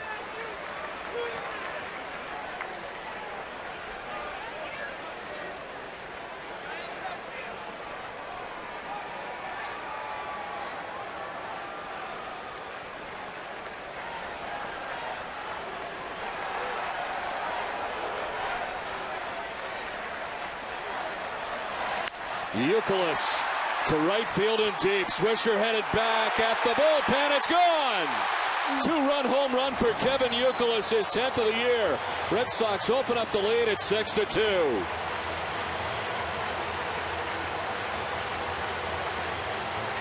Look at this opposite field power by Kevin Youkilis. Looking for a sacrifice fly with a man on third. Gets a 2-0 pitch from Hughes. Fastball. That's a sacrifice fly, all right. This ball is way back. Look at the look on his eyes. This ball is crushed into the Red Sox bullpen. That is some serious power to right center by Kevin Youkilis. 29 home runs last year. He might surpass that this year.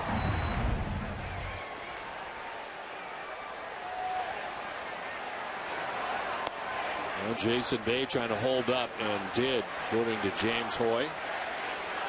It's funny what you can do, just looking to hit a ball in the air for a sacrifice fly. That's all you're trying to do, and he drives this ball into the bullpen.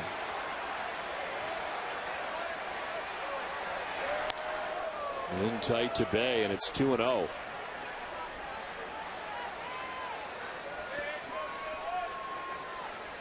Uke's got 10. Lowell's got 10. They're starting to catch up with the Yankees. Some of these guys with 10, 12 early in the year. He's falling behind 3-0. That's impressive, a ball hit like that. It's scary when you're a pitcher and a guy hits a ball to right central like that. You don't forget it as a pitcher. You just do not. I always remember guys that smoke me to right center, you know, opposite field. It's frightening. You think you're never safe with a piece of cheese because this guy, you know, hit it to the big part of the ballpark. Meanwhile, it's over the fence in the big part of the ballpark. It's frightening as a pitcher. You never forget it.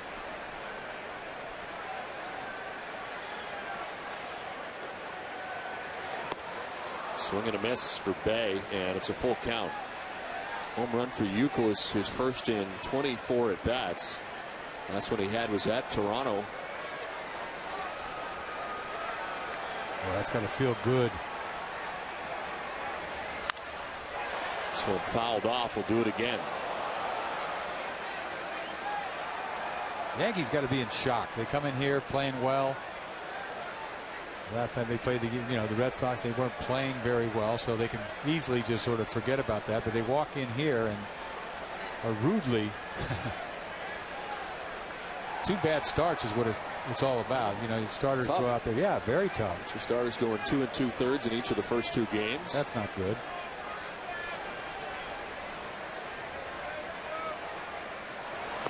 Bay strikes out, knew it, and takes with him the second strikeout for Phil Hughes. It's out number 2 of the inning. 3-2 breaking ball. Not a real good breaking ball, but a strike, and he knows it. It didn't break a lot, but that's probably why it's right down the middle, because it didn't break a lot.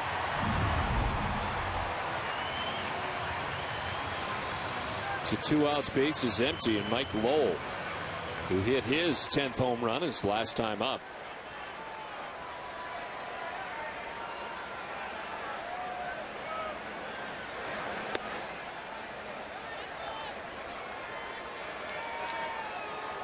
Red Sox showing off their power tonight. It's not so bad right there, 2 for 2, is it? Oh, he mixed in a home run. Think Phil Hughes knows that too? Sure he does. I guarantee he does. On the ground on the third baseline, A-Rod, deep third. With a throw and plenty of time to get Lowell. A two-run home run for Kevin Youkilis. And now a 6-2 lead for the Red Sox.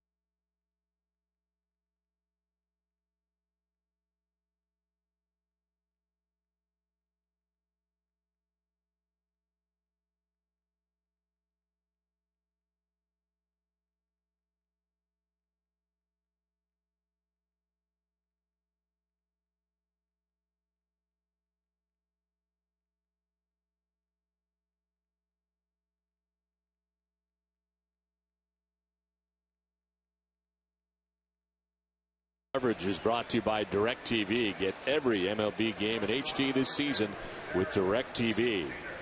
Some fantastic pictures high above Boston tonight.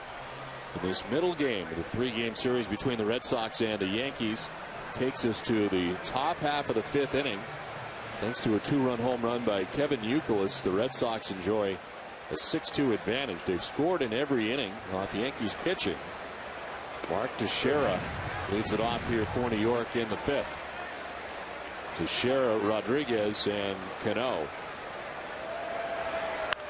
Hit hard and a fair ball down the left field line. Mark Teixeira with his third hit of the night. So he gets around down there in the corner, but it's going to be a double anyway as Jason Bay gathers it back on the track. It's a single and two doubles now for Mark Teixeira. He hit a good knuckleball right here. This ball goes down. It's starting to go down and down, down. Hits the ball right down the left field line. Just fair for his third hit of the night. Two doubles. A double easy standing up. Karam's off the wall.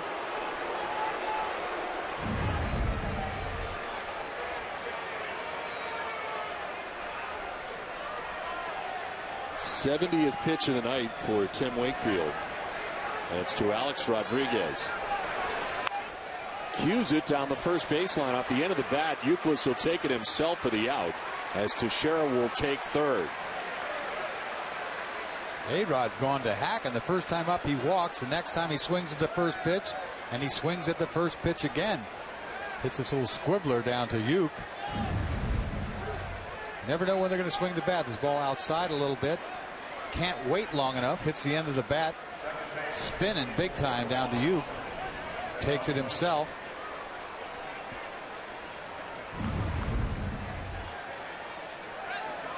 Patient the first time up, and from then on he's hacking. One out to share at third base, and here's Robinson Cano. Popped out to third base in the first, flied out to center in the third inning. One of those games for Wake tonight. Luckily he's getting some run support. He's on the ropes last inning. You never know what would have happened if he had walked Johnny Damon, but ended up getting him out after falling behind 3-0. Cano has been aggressive. This is third at bat. He's only seen 4 pitches, and now a little bit more patient as he's ahead 2-0.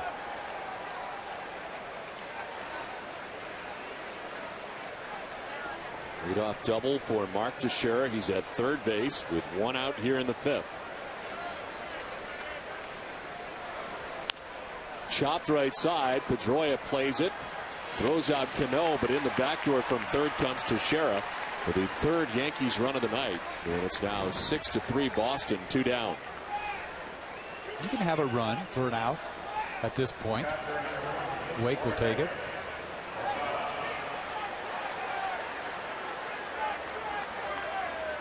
He clears the bases as Jorge Posada gets his third look tonight at Tim Wakefield. Posada with a home run in the second inning, struck out swinging in the fourth inning.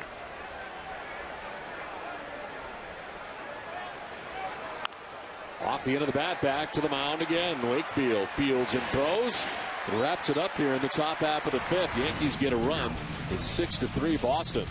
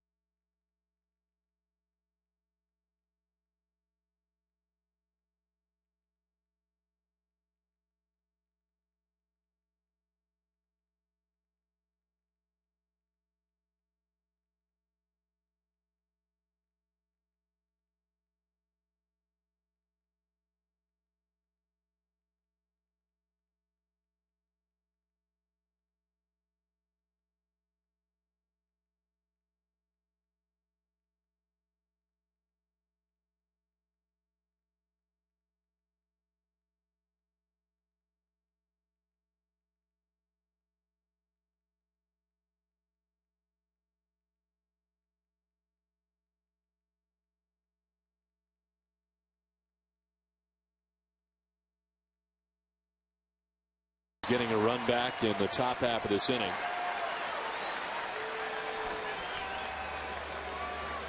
Jack Welch.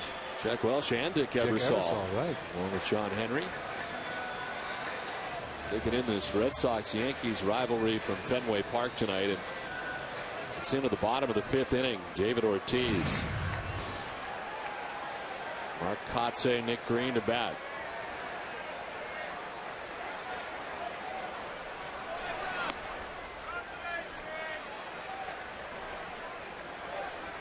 Ortiz walked in the first inning, flied out deeply to the triangle in center field in the third inning.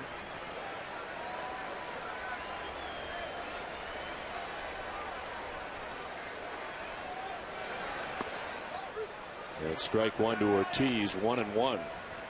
Big outside corner tonight. Phil Hughes has been in this game since the third inning.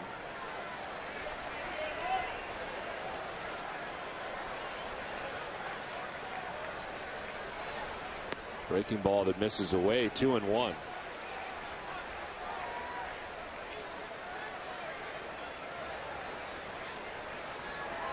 Ortiz riding a 7-game hitting streak coming into tonight, and David looking for his first hit of the evening here in his third at bat. Another curveball, and it's 3-1. Right now, Hughes not throwing it for strikes. Hughes not real proud of his cheese right now, if you think about it. When somebody takes your cheese way back, makes you back off a little bit. 3-1 is outside, ball 4. And David Ortiz will lead off walk to begin the fifth. It's time for a game break in. Tom Caron, TC.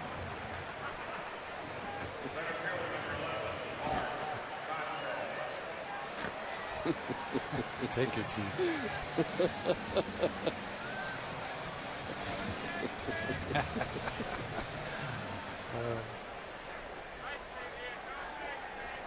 Okay, Tom, thanks very much. Here it is 6-3. Red Sox on top. Leadoff walk for Big Poppy in this bottom of the 5th inning. Second time he's on with a free pass. And Mark Kotze takes ball 1. Kotze grounded out in the first. He singled to center field in the 3rd.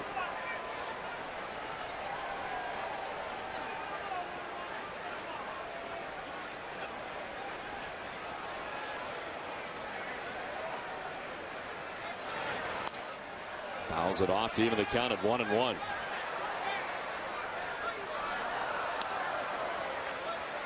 One game left between the Red Sox and the Yankees tomorrow night here at Fenway Park. An interesting pitching matchup here tomorrow. Brad Penny 5-2 against CC Sabathia, who is 5-3 with a 3.56 earned run average. Put the pressure on CC if they lose this ball game.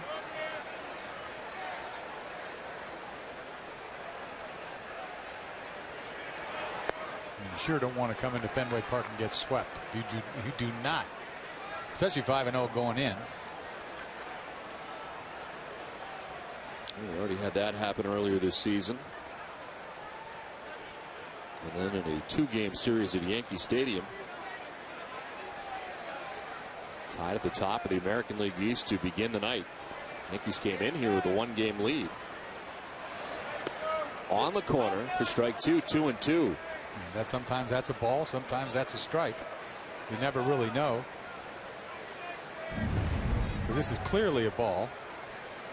Called it a strike here.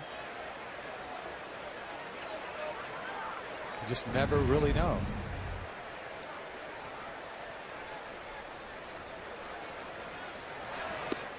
Swing and a miss, and Kotze strikes out. It's the 3rd strikeout for Phil Hughes, 1 down. Well, hey fans, Nesson's cameras will be at the Joshua Tree at 1316 Comm Ave in Alston tomorrow night to catch the series finale between the Sox and the Yankees. Always serving an honest brew with a big taste and a nice finish. Visit the Joshua Tree to catch all your baseball action.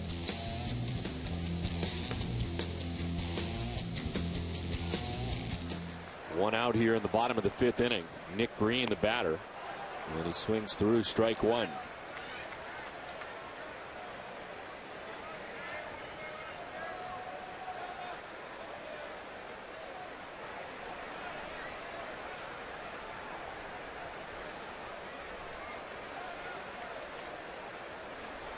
Red Sox have won 5 in a row at Fenway Park against the Yankees, the longest such streak since a 7-gamer back in 1990.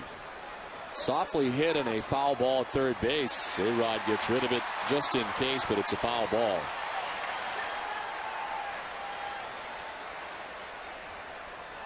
Alex, who was charged with an error last night here at Fenway Park, was out here today at about 2 o'clock taking all kinds of ground balls out there for the better part of an hour today.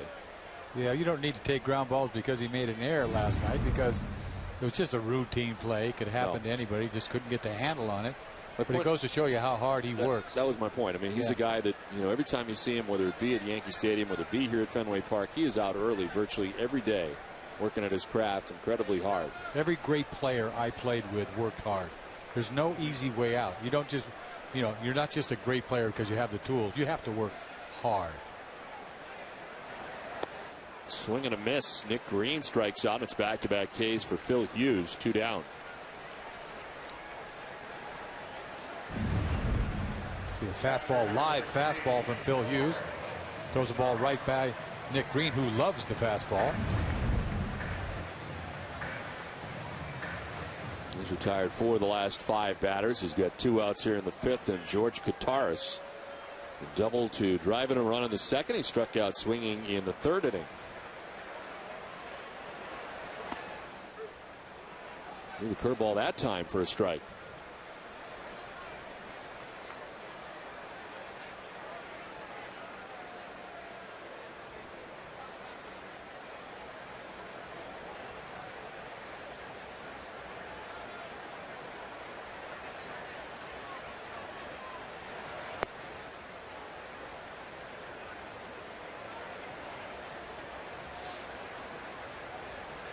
It's the kind of game that seems like it's 10-3, not 6-3.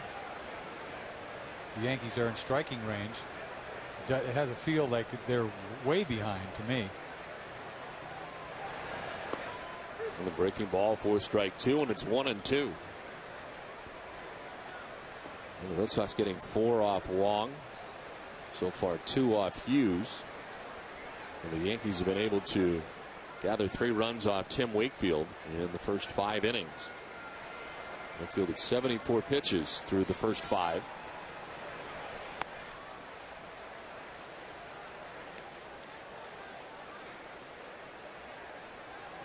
This game's got bullpen written all over it. Maybe 3 innings of the bullpen.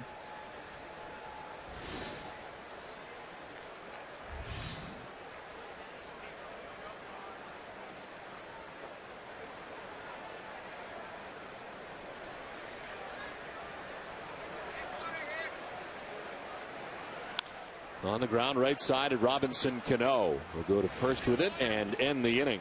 Leadoff walk is wasted for the Red Sox. We played 5. Boston on top 6-3.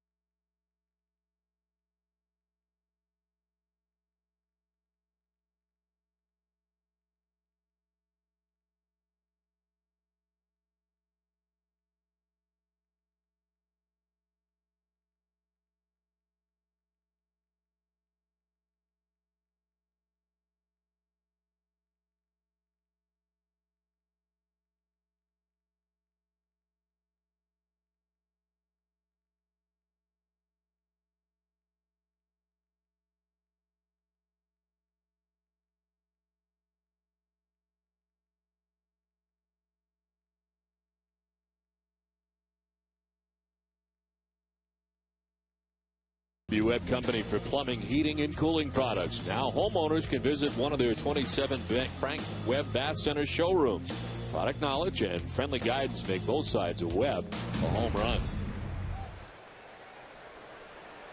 Well, 6th inning action from Fenway Park. Tim Wakefield back on the mound. It's Hideki Matsui, Nick Swisher, and Melky Cabrera to bat here in the 6th inning. Matsui has been on twice, a double in the 2nd, a walk in the 4th inning. Pitch 76 for Wakefield, and it's inside, 1-1. Has some trouble this inning. I don't think they'll go to the bullpen quickly. Nobody's up right now, but it doesn't take long to get trouble.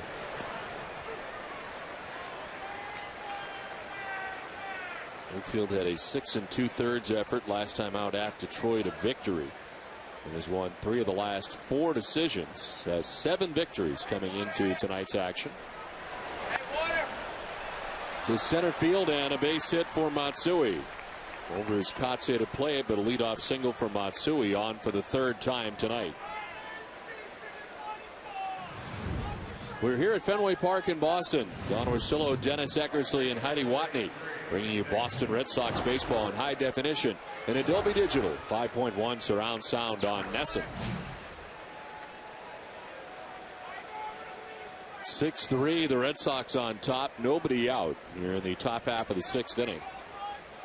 And Nick Swisher to bat with Hideki Matsui at first base and nobody out.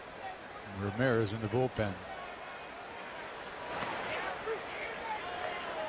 First action that we have seen in the Red Sox pen tonight. And it is Ramon Ramirez. He never knows when he's going to come into a game. You're talking 6th inning right here. He's been in the 8th inning. More times in the 8th than anything else. Last night he came in, got a double play ball. Got to be careful how you use him. I think he's been in quite a few ball games already.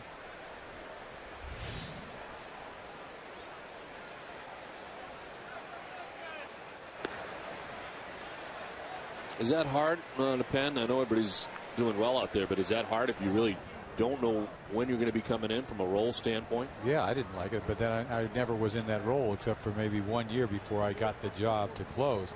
And that's why I feel for guys that don't know. I mean, everybody kind of knows for the most part.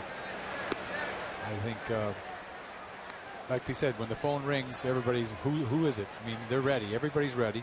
No one's saying that. No one's taking claim to any inning in particular. But you have to be ready after the 5th inning for the most part.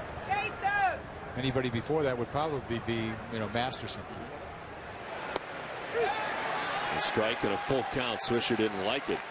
A high fastball that he tried to sneak by, which he did. Borderline strike. I think it hits the top of the strike zone. In fact, it's a ball. See if he throws him another fastball.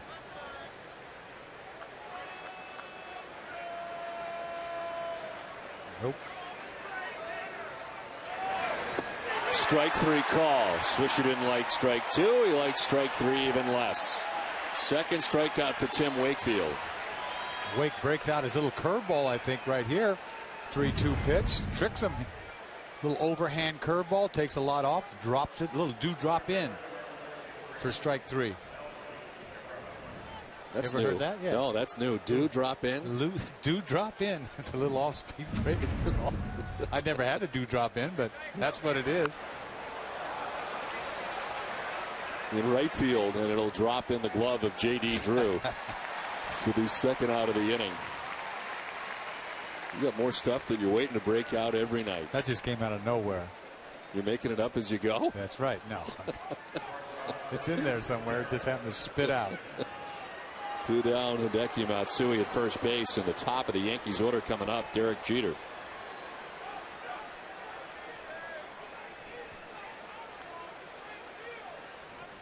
Jeter has flied out 3 times, been very aggressive in trying to hit Tim Wakefield, been up there hacking early. He's flied to right, flied to center, and flied to center again.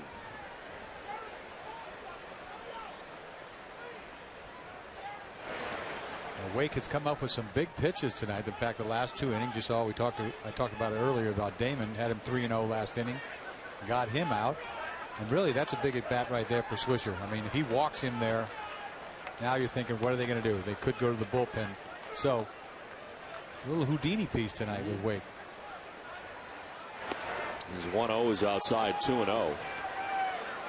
He's kind of been on the verge a few times, you think, of getting into some trouble, but each time he's getting out of it with minimal damage. And he got away with a couple fastballs. You see him break out the curveball just in time on a 3-2 pitch. He's falling behind here, 2-0, as a ground ball off the bat of Jeter is at Pedroia. A bobble and a flip to get the out that ends the inning. The Red Sox lead it 6-3.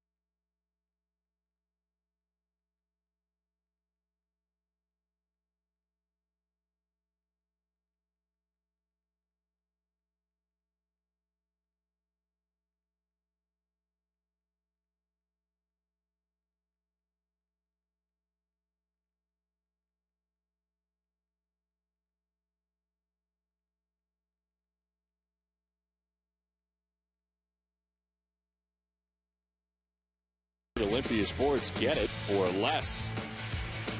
It looks like Tim Wakefield is done for the night. Terry Francona talking it over with Wakefield in between innings. Wakefield shaking some hands after this exchange. And gives the Red Sox 6 innings tonight, 88 pitches. Pedroia lines one to A-Rod at third base for the first out in this bottom of the 6th inning.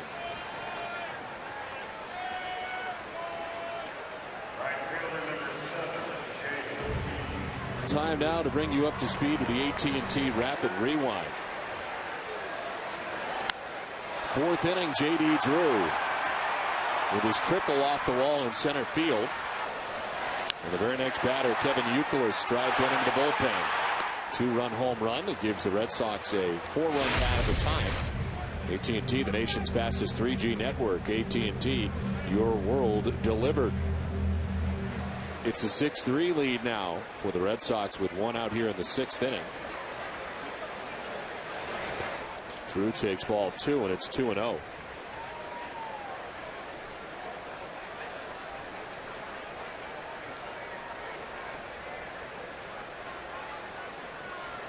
JD with that triple you just saw. Prior to that, a walk and a ground out.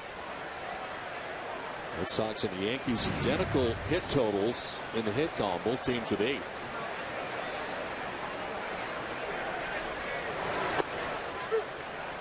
And Phil Hughes tonight giving Joe Girardi some innings, as Brett Tomko did that last night after A.J. Burnett left after 2 2/3. Tonight it's Chin-Ming Wong who's chased from this game after 2 2/3. It's kind of nice for the Yankees to have somebody out there to give them some length, because you can go right through your bullpen the last, first 2 games of this series. But then again, CeCe's pitching tomorrow, so you expect him to go at least 7 innings. Whether he throws 150 pitches or not, because they let him just go. Ball 4 and the second walk of the night. And J.D. Drew is collected. Also the second walk given up by Phil Hughes.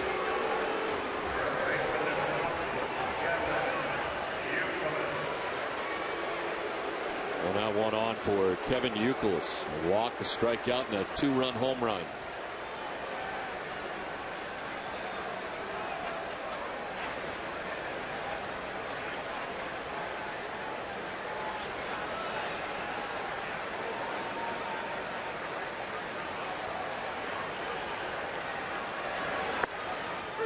Strike 1 to Youkilis. And the 55th pitch of the night for Phil Hughes out of that Yankees pen. We got 69 pitches from Chin-Ming Wong in the 2 2/3.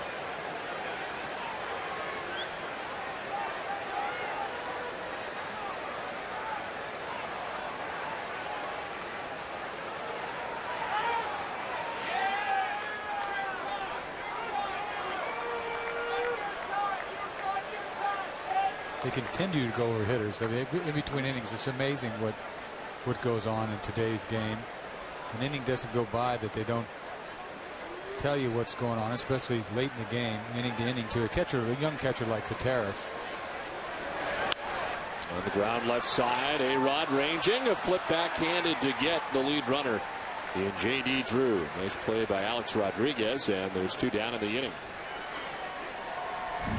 Very athletic play here. He goes a long way, Alex, to get to this ball.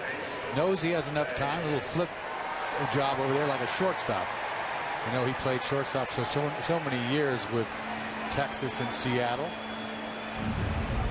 Knows how much time he has. A little flip to Cano.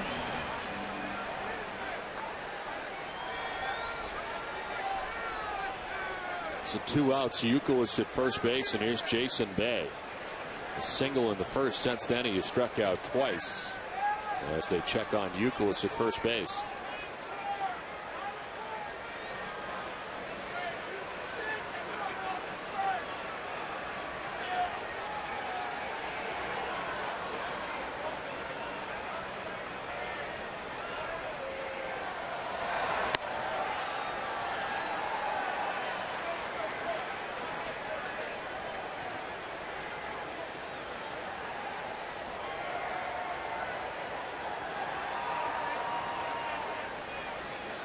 Ramon Ramirez ready to go. He will take over here in the top half of the 7th inning.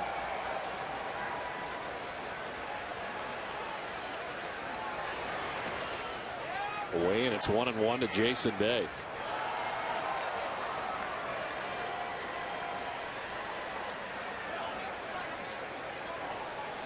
Everybody in this Red Sox order has at least one hit, with the exception of David Ortiz, but Ortiz has been on twice tonight, walking on 2 occasions.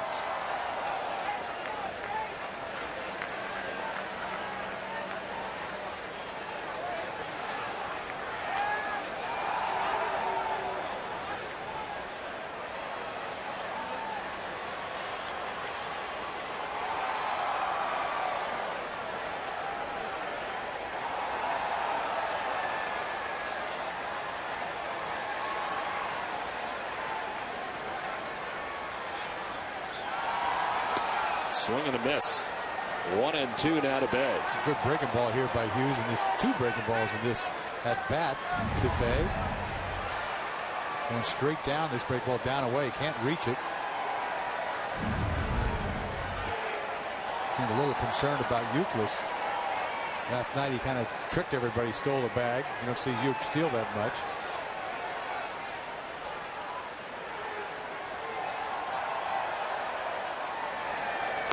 Swing and a miss. 3rd time that Bay has struck out tonight. Red Sox are gone in the 6th at 6-3. Boston at the end of 6.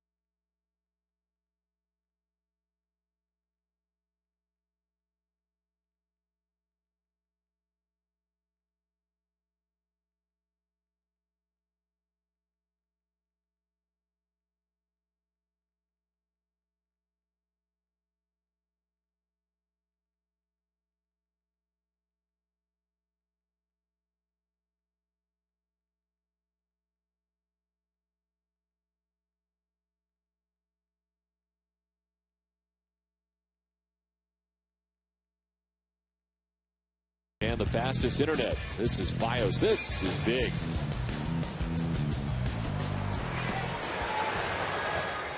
Tim Wakefield is done tonight after 6 innings. The Red Sox lead it 6-3. And the new pitcher for Boston is Ramon Ramirez to pitch to the Yankees here in this top of the 7th inning. 28th appearance for Ramirez of the year, a 1.27 earned run average. He's given up 14 hits in 28 in the 3rd innings pitched, and the opponent hitting at just 151 against Ramon Ramirez. 2, 3, and 4 for New York. Damon, Teixeira, and A-Rod.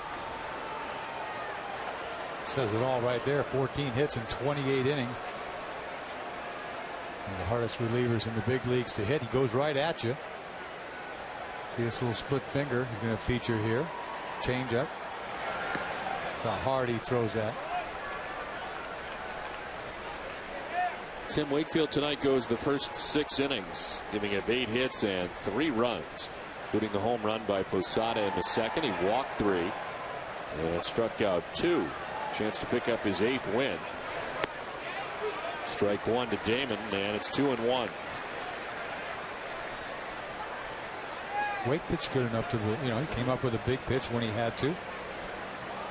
Got some run support, which is always nicely done.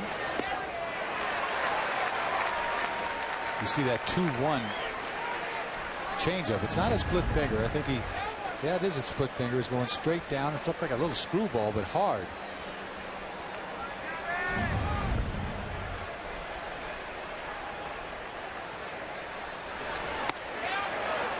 Inside, full count. Rose has given up just 4 runs. 27 outings overall this season.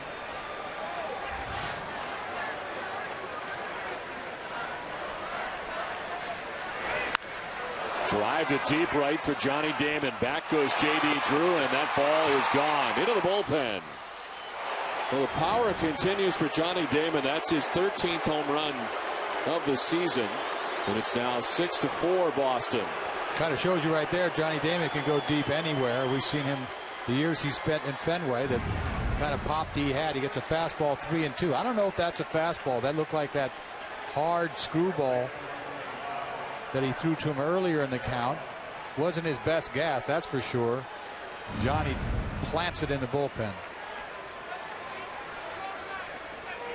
So just like that, a 2-run game.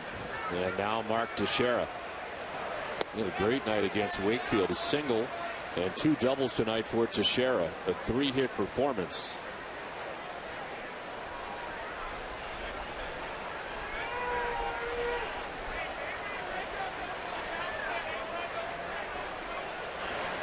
I think you're right. You said it before. You sort of had the feeling the Red Sox had a big lead in this game, and it's not been the case. Now just a 2-run game. This thing is far from over. Teixeira to deep right. Towards the corner, Drew back, and that ball is gone. The Yankees go back-to-back, Damon and Teixeira. And on his 4th hit of the night, Teixeira brings his Yankees within a run.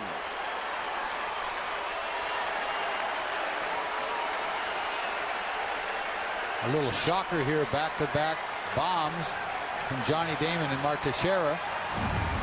You see his 19th home run. This is a fastball. Leaves it out over the middle of the plate. Talk about it. Look at the stroke on Teixeira right there. High fly ball down the right field line. Has enough to get out of here. His league-leading 19th home run of the year. Well, he just lifts things out of the ballpark.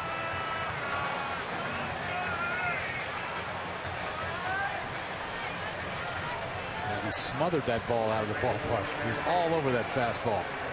The 2nd and 3rd home runs of the year given up by Ramon Ramirez. And they come back-to-back for the Yankees here in the 7th inning. And A-Rod's at the plate. I mean, this team can hurt you in a hurry.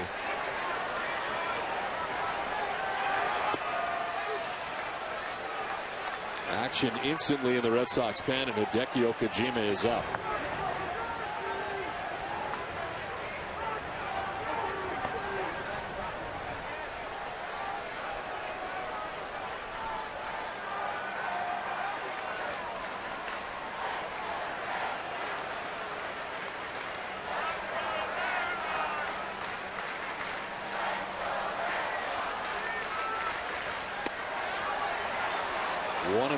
To A-Rod, who walked in the 1st inning, flied out to right in the 3rd, grounded out to first base in the 5th.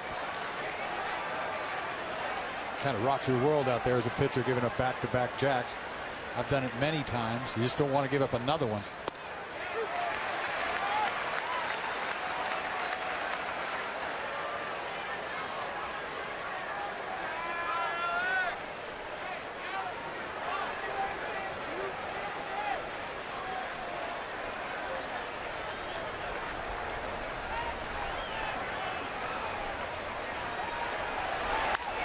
Ground towards Green at shortstop. Throws out Rodriguez for the first out here in the top half of the 7th inning. Well, that'll get you going right there. You make a good pitch to A-Rod, keep the ball down. Get something out of a good effort here. Ball down and away. A-Rod tries to pull it. End of the bat. Weak ground ball to shortstop. Better get those 2 home runs out of your brain. One out here in the 7th inning for Robinson Cano, who has popped out, flied out, grounded out. I think he's had 10 hits as he takes ball 1.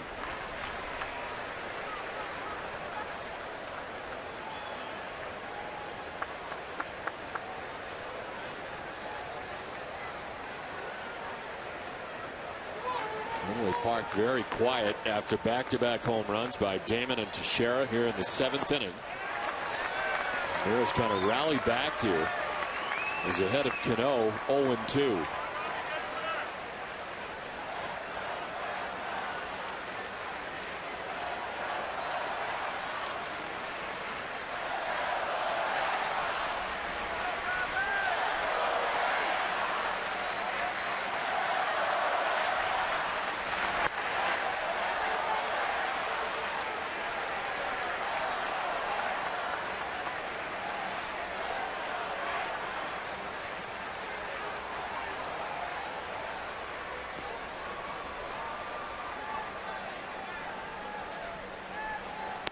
On the outside corner for strike 3.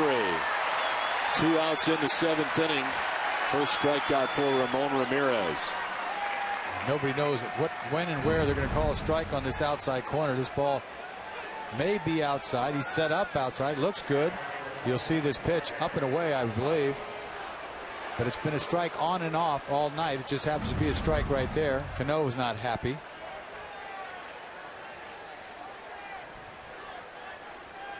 Two down in this top half of the 7th inning. Jorge Posada, who has one of the 3 New York home runs tonight, hit a solo shot in the 2nd inning.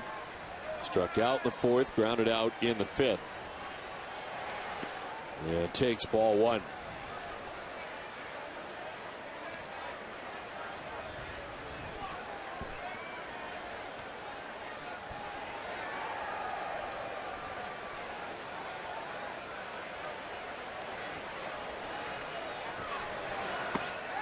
There's a strike, 1-1 to Posada.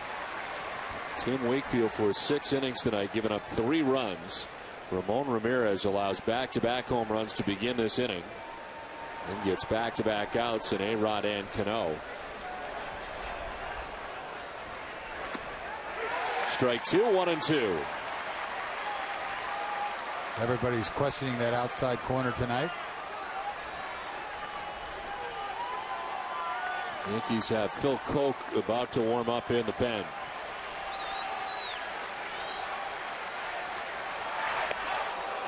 Two and two.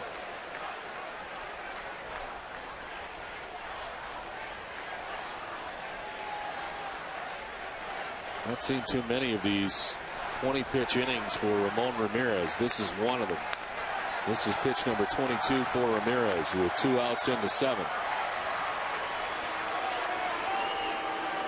He has generally made quick work of the opponent. Well, he has refocused after the 2 solo home runs to bear down and get A-Rod with weak ground ball and punch out Cano on some cheese away. See what he does here. Line to center field, and it's in for a base hit in front of Kotze. Second hit of the night for Posada, and it's a 2-out single for the Yankees catcher. See some left-handed hitters tonight being right on the deliveries by Ramirez. See something off speed a little bit. He stays out there and goes and gets it. I think that was a ball Johnny Damon went deep on. Didn't get the ball down and away enough. Terry Francona is going to make the change with 2 outs here, and it's a 1-run game now. Okajima coming in. Red Sox on top 6-5.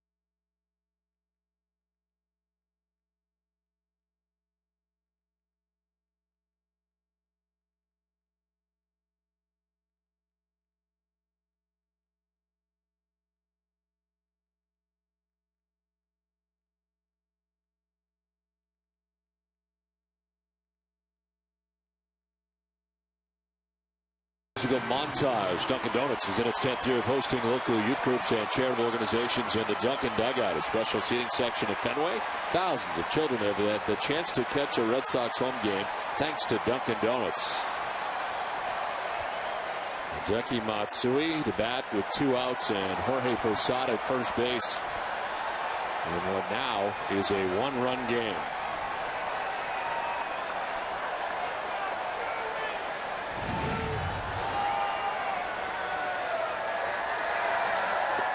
Strike 1. Hideki Okajima comes in for the Red Sox to make an appearance in his 27th game of the year. 2-0 record, 2.55 earned run average.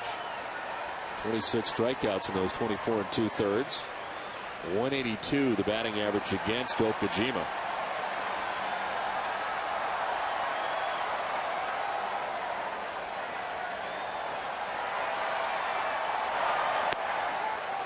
Just missing. There have been times where that pitch has been called a strike tonight. 1-1. Well, Okajima's going to find out about the corners because that's pretty much what he does. He starts them off with a breaking ball, then he throws a fastball way outside. Looks much better than that when the catcher catches it, but he's sitting way outside. Outfield for Matsui to pull. Center fielder Kotze, step or 2 towards right center. It's outside again. 2-1. Look at the defensive alignment for the Red Sox. Kotze to right center.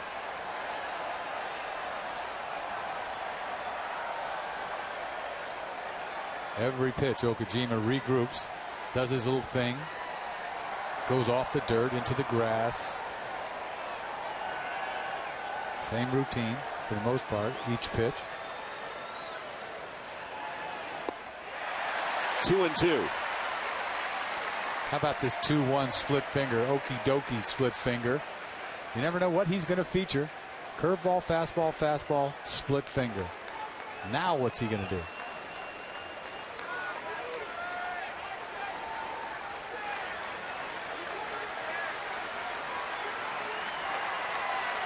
Posada at first base, 2 down in the inning. A breaking ball. Ooh, fastball in.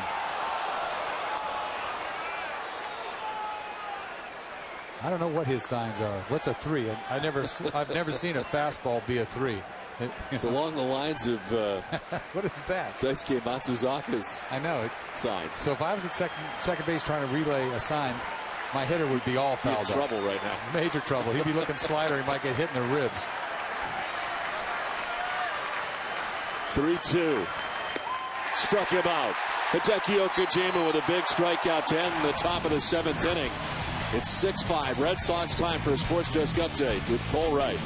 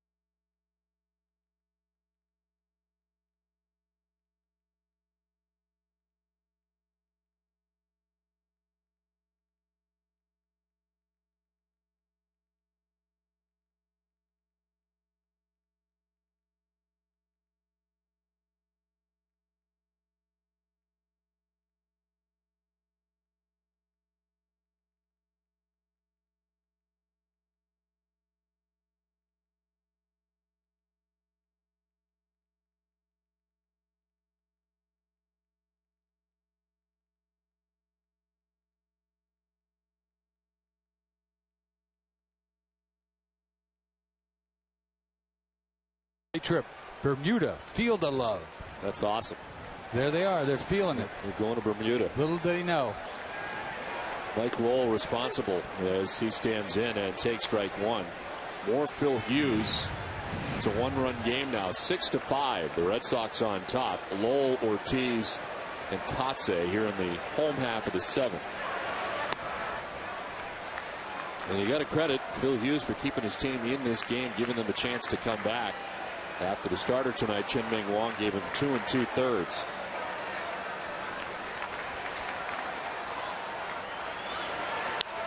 Lowell to right center field. On the run is Swisher. He'll dive and make the catch in right. Nick Swisher laying it out in right center to make the grab. You got to be kidding me. When he went after this ball, I thought he had no chance to catch this ball. You see him going a long way. He just dives, throws his glove out there, and the ball goes into his glove. What a great catch. Out of nowhere he went for this ball. This ball luckily is slicing a little bit back to him. Full extension, dive. You can't make a better play. Swisher can't make a better play. After having flubbed up that ball earlier tonight, that is a great play. First out of the seventh inning, and that's going to do it for Phil Hughes as he gets the first out of the bottom of the seventh. Pitching change from Fenway, 6-5 Red Sox.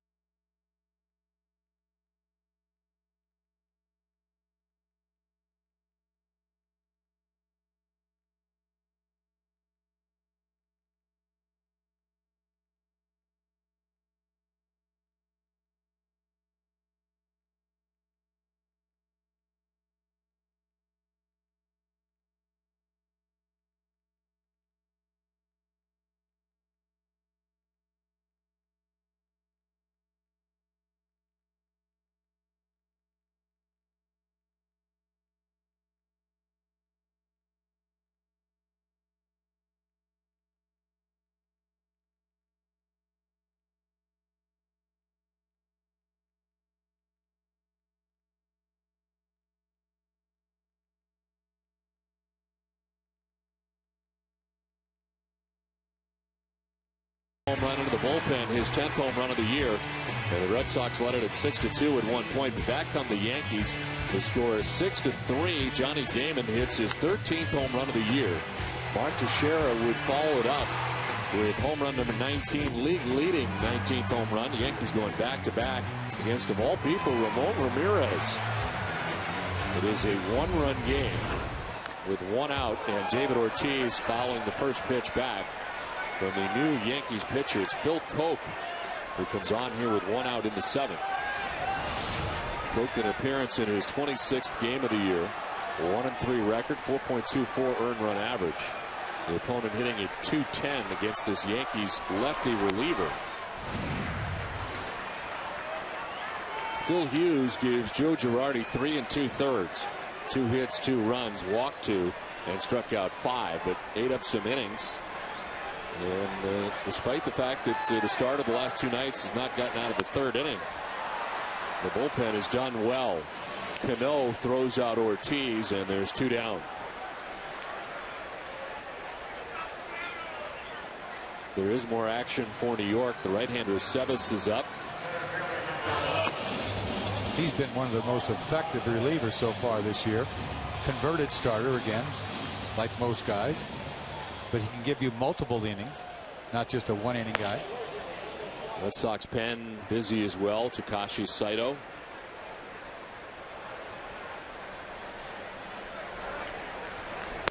Kotze late in the cut, down 0-1. He was grounded out, singled, and struck out. A 1-for-3 night.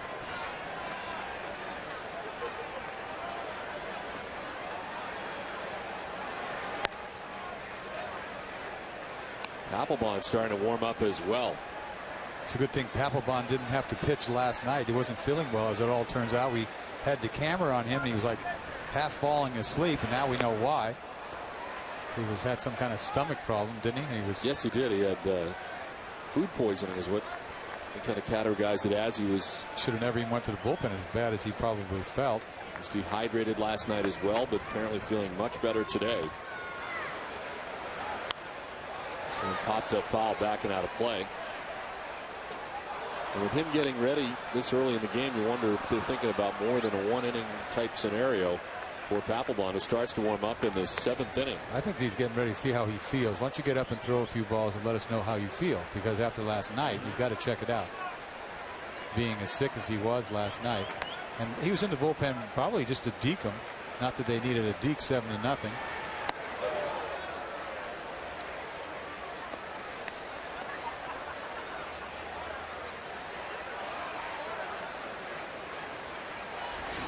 Kotze now, Nick Green next, with 2 outs here in the 7th inning. Kotze to right field. Nick Swisher on the run. He'll get there in plenty of time. Nice defensive inning for Swisher in right. Red Sox down in order. 6-5 Boston.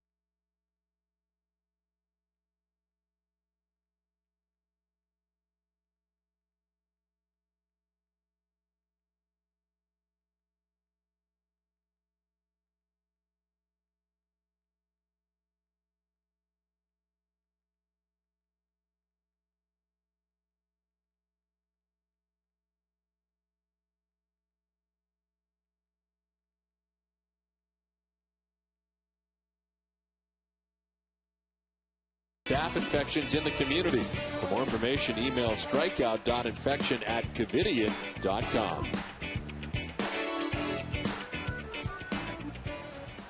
8th inning back at Fenway Park, 6-5. The Red Sox on top of the Yankees.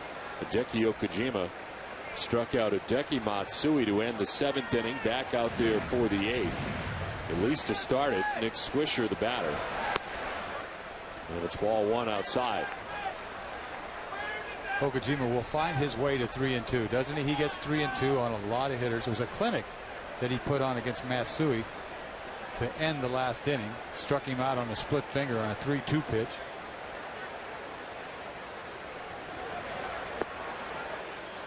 Falls behind 2-0 to Swisher, who's been on base twice. 1 single, a walk, and then a strikeout in the 6th inning.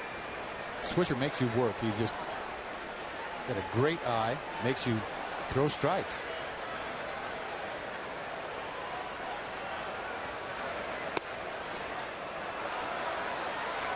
3-0.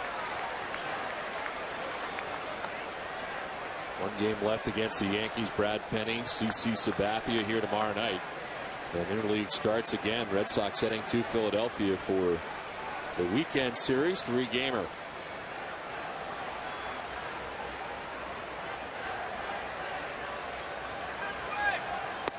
There's a strike, 3-1. You got to be careful right here. 3-1 pitch. Swisher's got to be thinking double or yard ball.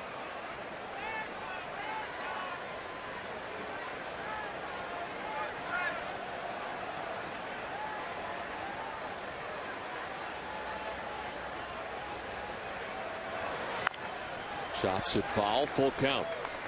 Oh, full count? How about that? Imagine that. It's incredible. When he gets 3-2 just to stay in shape, as they say. He can't stay in shape unless he goes 3-2.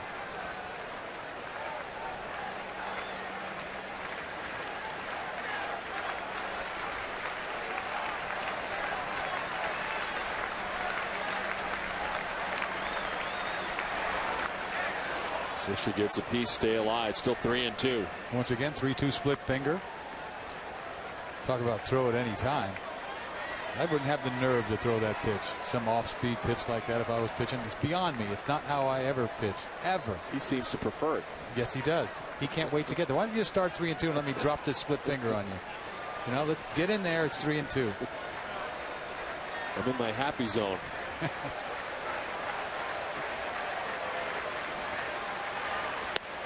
Misses with ball 4. The leadoff walk for Nick Swisher to start the 8th. Catch a new episode of NESN's Comedy All-Stars Friday night at 11:30, brought to you in part by New England Chevy Dealers. Host Tommy Davidson is joined by Ira Proctor, Ty LeBeau, and Mike McRae on the show, where sports and comedy collide. Visit NESN.com now to check out clips from the show. The night for Nick Swisher is over as Brett Gardner pinch runs for him at first base. Got a good guy to have off the bench at any given time. Late in the ball game, guy could steal a bag. Gardner started in center field last night as Okajima tries to keep him close. Tying run at first base for New York here in the 8th. He's got 11 stolen bases so far this year. Only been caught a couple times. Melky Cabrera, the batter. The bunt bid, and he fouls it off. Boy, that was an ugly attempt at a bunt, wasn't it? It was. He just didn't get a good pitch to bunt. He was hoping he'd get something that he could push. You see him just sprawl out over to get to that ball. The ball's down and away. He should have never attempted it.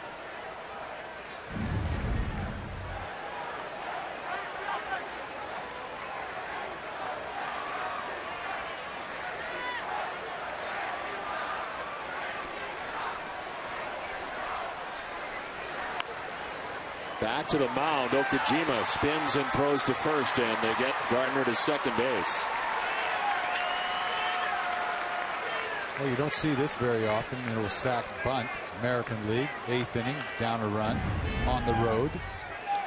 Fastball gets a nice bounce that took a while to get to the mound. He was hoping it didn't get back to him too soon. Only play to first. So he gets the job done. Gardner to second base. 1 out here in the 8th. It's the top of the Yankees order, Derek Jeter. He has flied out 3 times and grounded into a fielder's choice. An 0 for 4 night. Yankees have banged out 11 hits. Jeter does not have one.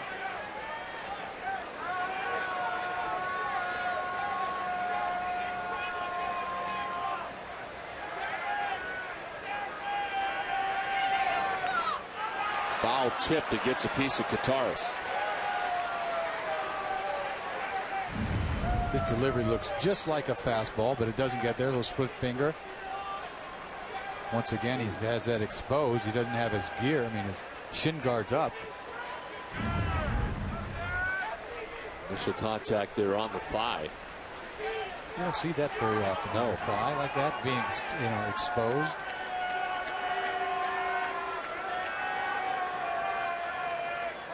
Looks like he's getting ready to block it or something. You know, he drops that left knee. This is the fourth batter that Okajima has faced since coming into the game. Bluff off the backside. Gardner back to the bag.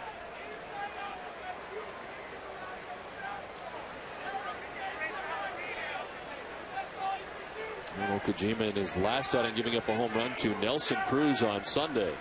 Ended a streak of 16 1/3 scoreless innings.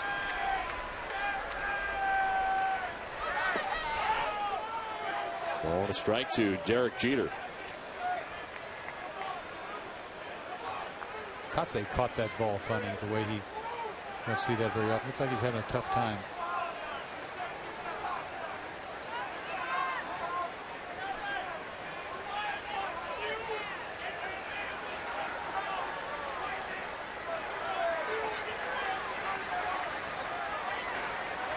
The 1-1 to Jeter.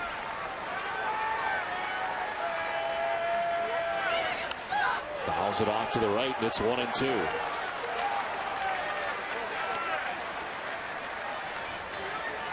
Gave him a pitch to hit right there. He missed his pitch. Now he doesn't know what he's going to get.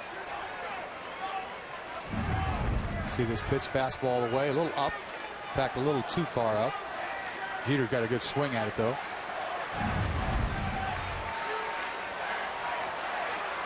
Leadoff walk for Nick Swisher. Gardner runs for him. The sac bunt for Melky Cabrera.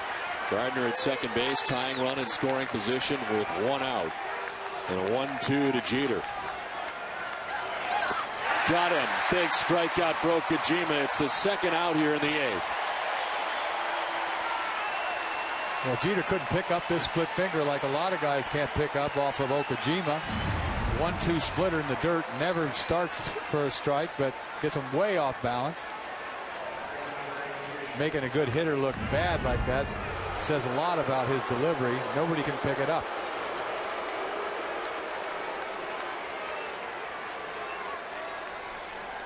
So 2 outs, Gardner at second base, and here's Johnny Damon, who homered in his last at bat, his 13th home run of the season.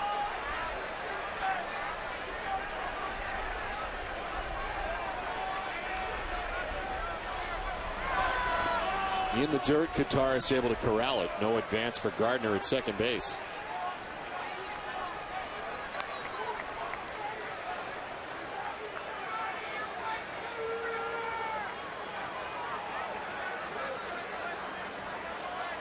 Tim Wakefield going 6 innings, giving up 3 runs. Ramon Ramirez 2/3 of an inning, giving up 2 runs. And Okajima trying to preserve this 1-run lead for the Red Sox with 2 outs in the eighth. A 1-0 to Damon. Swings through, strike one, 1-1. A lot of funny swings tonight with that split finger. You see another split finger down in the dirt. Johnny hacking at it, not even close. Must look like fastball coming in. Mark Teixeira's had a big night, 4 hits, including his 19th home run of the year.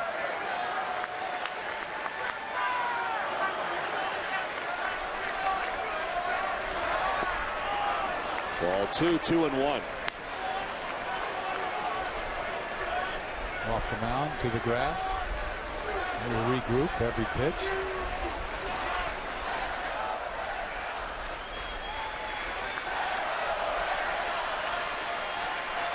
Gives the hitter enough time to think about what's he going to do.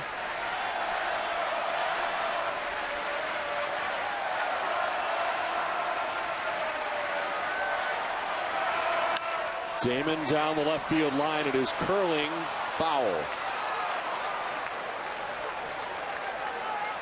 That looked like trouble when he first made contact, but it sliced down the left field line. When he gets out of the box like this, it looks like it's going to be a fair ball. You see, he slices it down the line, and he takes off out of the box. Anytime I see a hitter take off out of the box, I'm thinking it's a fair ball, but it was foul, easy foul.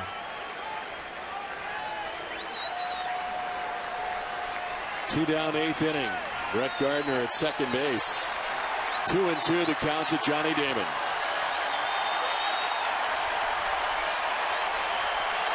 Damon and strikes out Okajima with back-to-back strikeouts. 6-5 Red Sox as we head to the bottom of the 8th.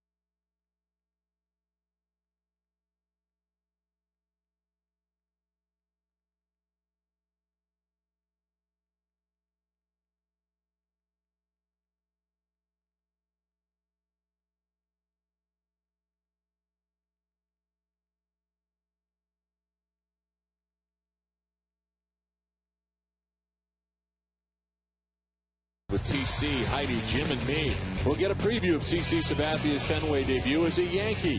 An inside look at the Yankees' improved clubhouse chemistry, plus a recap of how the Red Sox fared in this year's draft. Watch Red Sox Game Day live tomorrow at 6 only on NESN. Melky Cabrera moves from center field to right field to make room for Brett Gardner, who pinch ran for Nick Swisher. So Gardner in center now, and the new New York pitcher, the 4th of the night, is Alfredo Aceves. His 12th appearance, a 2.70 earned run average, a 4-1 record. And the opponent hitting at 221, more strikeouts than innings. Nick Green leads it off in the home half of the 8th. Red Sox trying to grab at least an insurance run here in the 8th. Aceves, he's got all the pitches. He's a starter that has a breaking ball, fastball, changeup, little sinker. Oh, breaking ball that gets away. Crowd moves with a curveball, 1-1. Well, he got out of the way of that ball so easy, didn't he? No big deal. Just duck. Green lifts a fly ball to the new center fielder. Brett Gardner is under it, and he makes the catch for the first out of the 8th. Well, some big strikeouts there for Okajima. What an outing for Okajima. You see a split finger that is going to make Derek Jeter look bad on, lunging at, ball in the dirt. And then this fastball that's going to be cut away, way outside Johnny Fish's. The Mika pitch zone is telling us that ball's way outside, but Johnny couldn't lay off.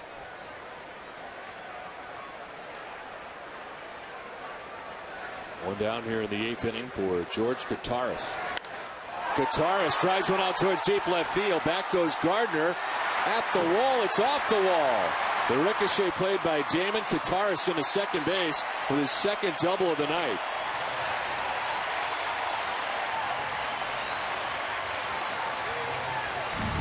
You see the kind of power that Gutaris has. He gets a fastball kind of middle away and drives this ball.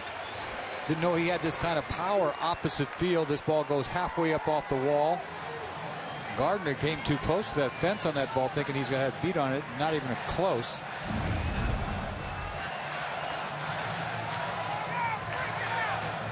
So Guitars at second base with one out, meeting on the mound. Sevis and Posada going back and forth. They're joined by the captain, Derek Jeter.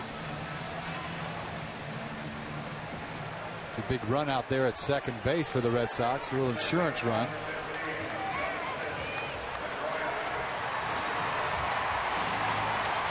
Top of the Red Sox order, Dustin Pedroia. A double back in the second inning, a 1-for-4 night.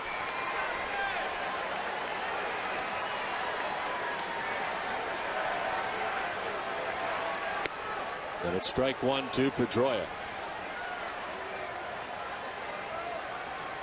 Papelbon continues to warm as he gets ready for the ninth.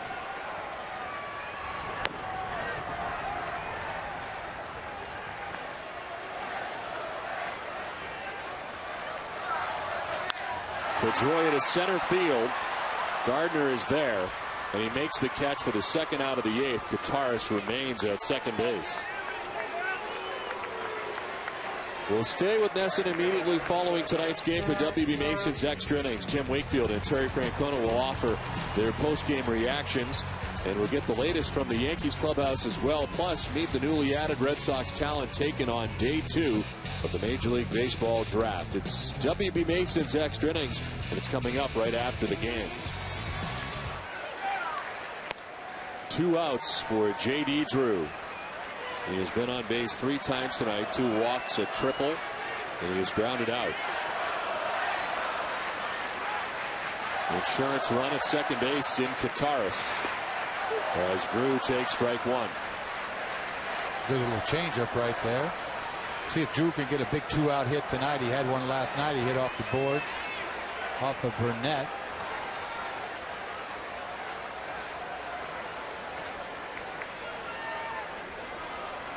What's the confusion?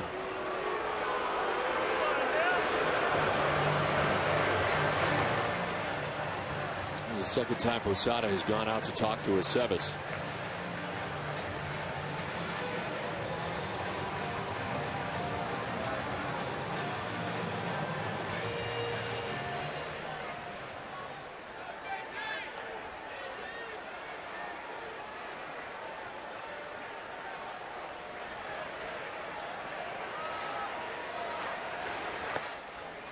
Inside ball 2, 2-1.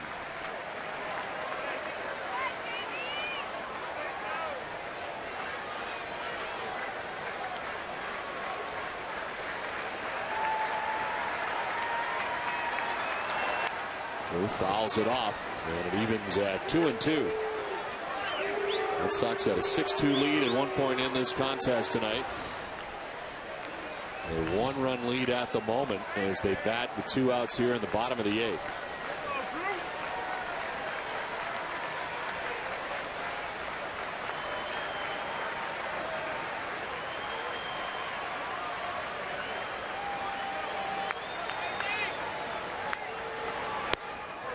Ball 3.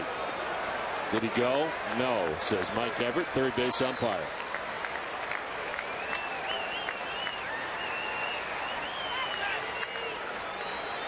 Back-to-back nights that Joe Girardi's had to get into his pen early.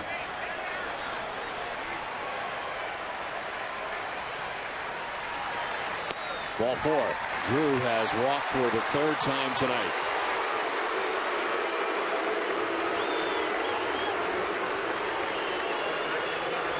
And Girardi headed out. Girardi's headed out to tell him how he wants him to pitch to Youkilis, I would believe. It's almost like he's a catcher coming out from behind the plate. He just happens to be the manager.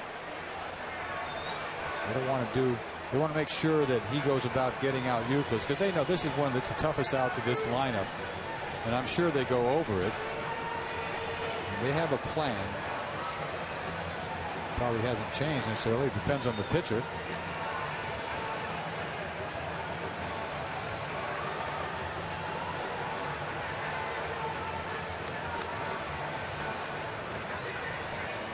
First and second, 2 down in the bottom of the 8th.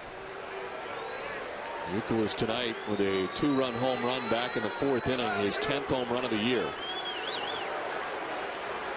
Gave the Red Sox their 5th and 6th runs of the night. Hops it up, foul, and out of play.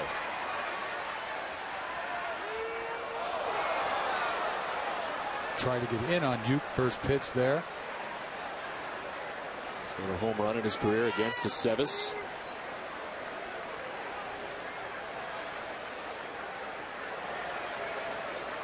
Aceves signed by the Yankees last year as a minor league free agent. Pitched in the Mexican League. Ready with the 0-1.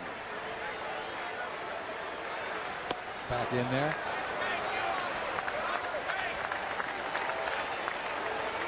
It's one of the toughest pitches to execute to begin with. You know, fastballs in, let alone late in the ball game.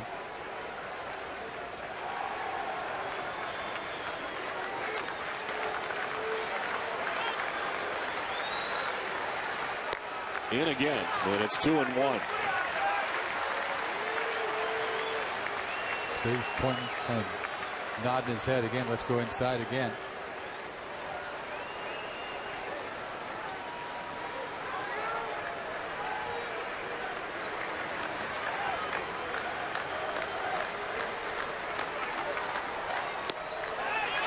Outside this time, and it's 3-1.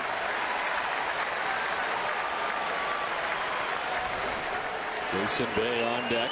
2 outs, 8th inning. Gutierrez at second, Drew at first.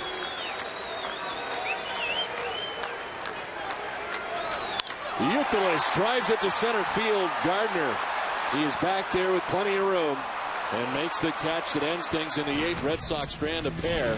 The Yankees coming up in the 9th, 6-5 Boston.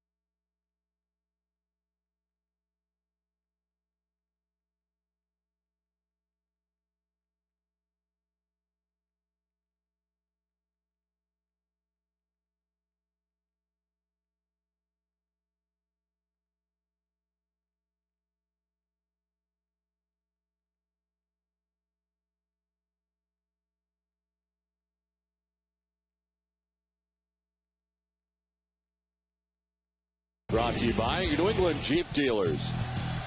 Olympia Sports, the official sporting goods retailer of the New England Sports Network. Toyota's official website for deals via Toyota.com. Citizens Bank. And by Southwest Airlines. 9th inning at Fenway Park. Red Sox on top 6-5. And Jonathan Papelbon in to try to grab the save here for the Red Sox. 14 out of 15 in save opportunities. His 25th appearance overall. The opponent hitting at .237 against Papelbon. This will be one of his tougher saves. It's not like he's got 3 little lambs coming up in the top of the 9th. He's going to have to face Teixeira, A-Rod, and Cano.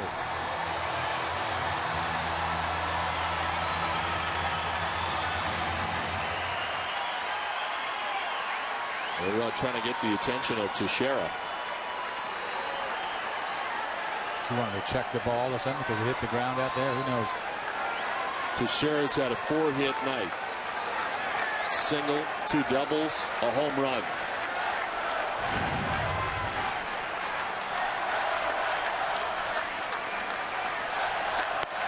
Strike 1 from Papelbon. Well, he's got a nice outside corner right now with this umpire. Hopefully he keeps it up.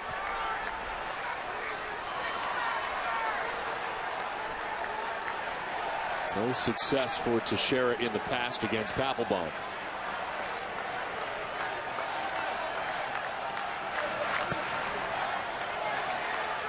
Red Sox getting an inning and a third from Hideki Okajima tonight.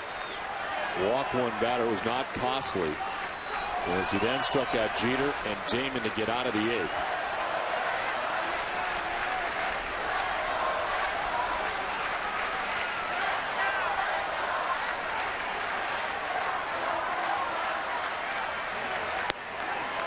Too far outside that time, and it's 2-1.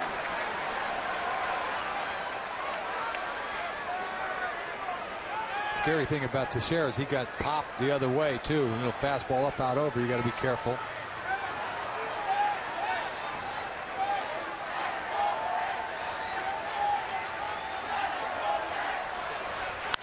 Chop to first. Youkilis handles it. There's one out in the 9th, and a big out at that.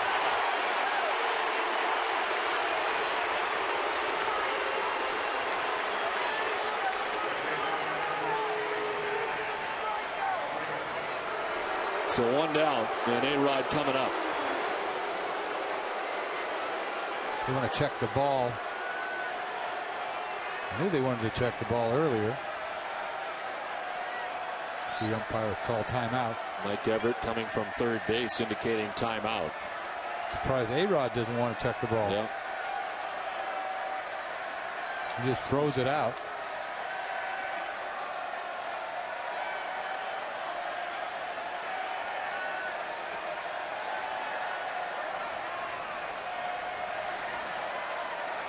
A-Rod walked in the first, fly to right in the third, grounded out in the 5th, grounded out again in the 7th. The Yankees at 11 hits. He does not have one.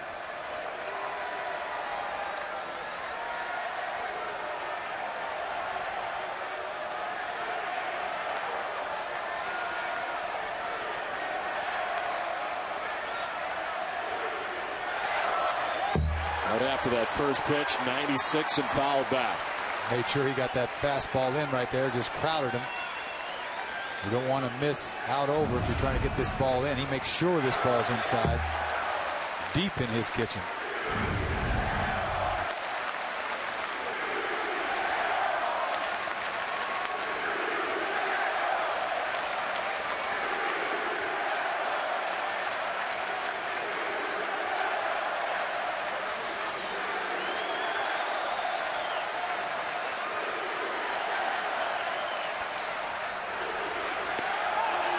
Just missing inside, a ball and a strike. Another fastball in, make sure it's not out over the plate. Ball running a little bit inside. At some point that will open up the outside part of the plate. He's got him conscious inside.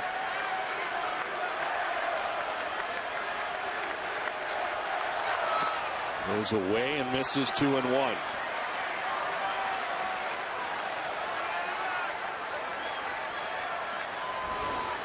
Jonathan Papelbon tied with the Yankees closer Mariano Rivera for second in the American League with 14 saves.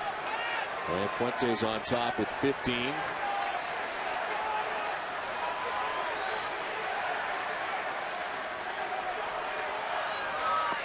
Ball 3-1.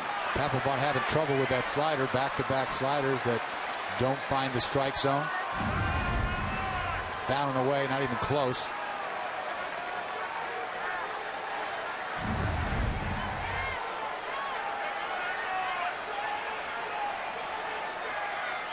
Got Teixeira to ground out for the first out of the 9th. Now a 3-1 pitch to Alex Rodriguez.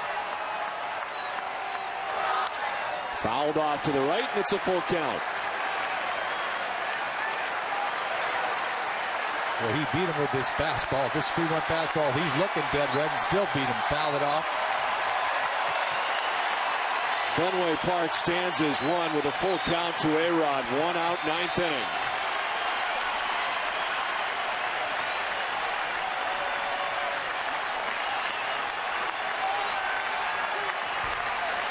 A-Rod's got to be anxious right here.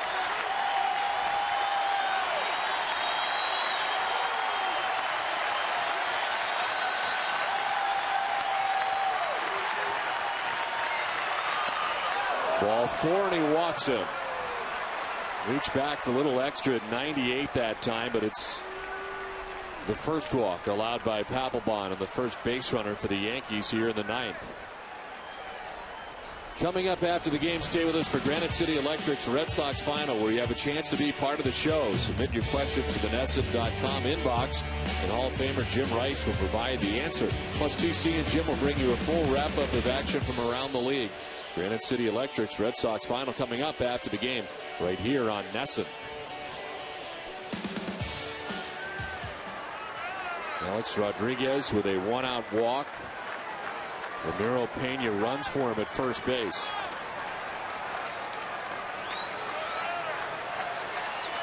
Robinson Cano 0 for 4 tonight.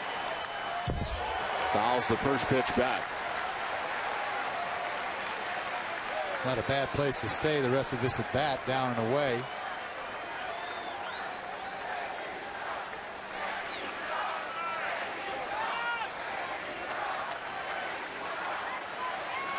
They're in the pen, looking on as the Yankees trail by a run here with 1 out in the 9th. He had worked 3 straight days coming into this series against the Red Sox, but obviously off last night.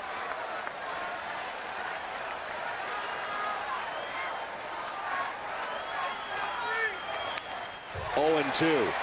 So much for staying away. He comes in and powers a fastball right at his hands. This is a great pitch.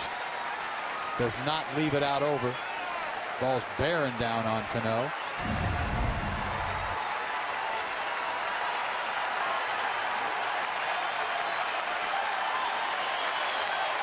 Got a lot of pitches to waste if he wants to.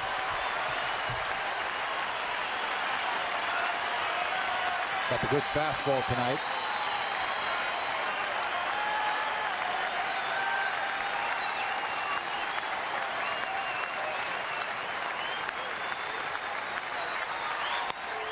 Ball 1. The runner at first in Pena started, then stopped at first.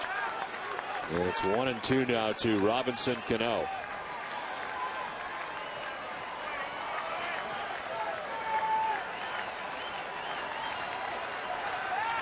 Not bad numbers against Papelbon for Cano.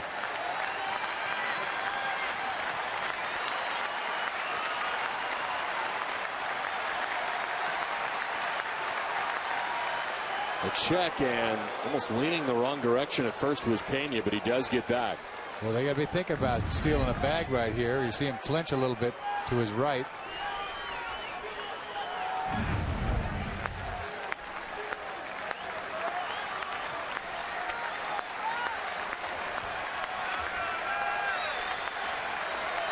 One ball, 2 strikes, 1 out, 9th inning.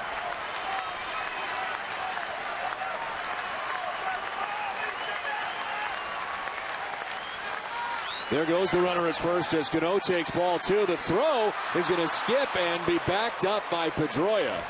But a stolen base for Pena. And into scoring position with that potential tying run for New York. Gutierrez has no shot here.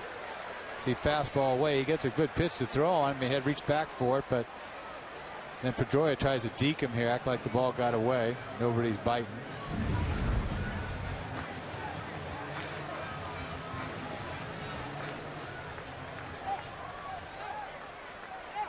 So into scoring position with 1 out. The count evens at 2-2.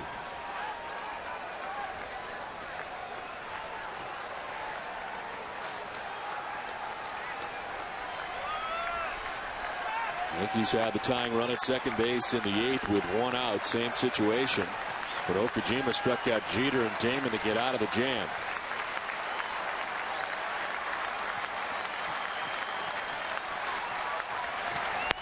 Swing and a miss, strikes out Robinson Cano for out number 2. That was big.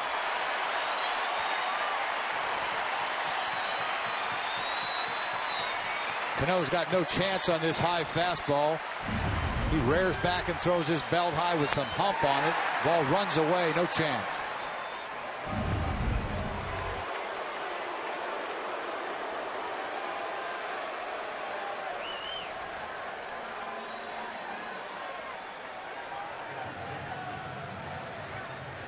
Two down in the ninth with Pena at second base and Posada the batter. Hit a solo home run in the second inning off Tim Wakefield. Struck out in the fourth, grounded out, and then singled in the seventh. In a 2-hit night for the Yankees catcher.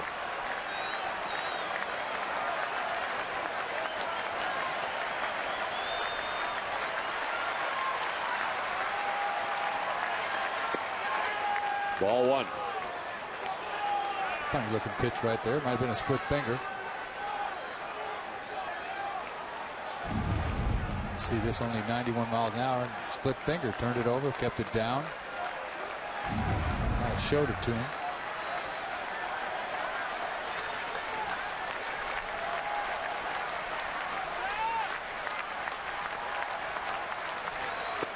Inside ball 2, 2-0. Kind of overthrew that ball, missed location. Trying to go down and away. The ball ran all the way across the plate.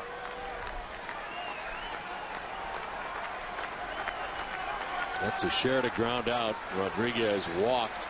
Pena ran for him, stole second. Cano strikes out. 2 down, ninth inning. A 2-0 to Posada. There's a strike over the outside corner. Posada does not like that. That's that big outside corner that the umpire's been calling for the most part. This ball's outside.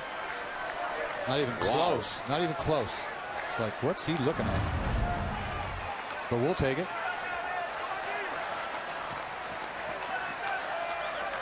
Ready for Posada to pull. Kotze step or two towards right center.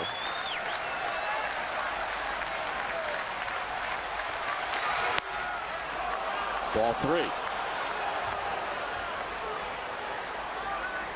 A lot of pitches tonight, a lot of high strikes, a lot of high fastballs tonight.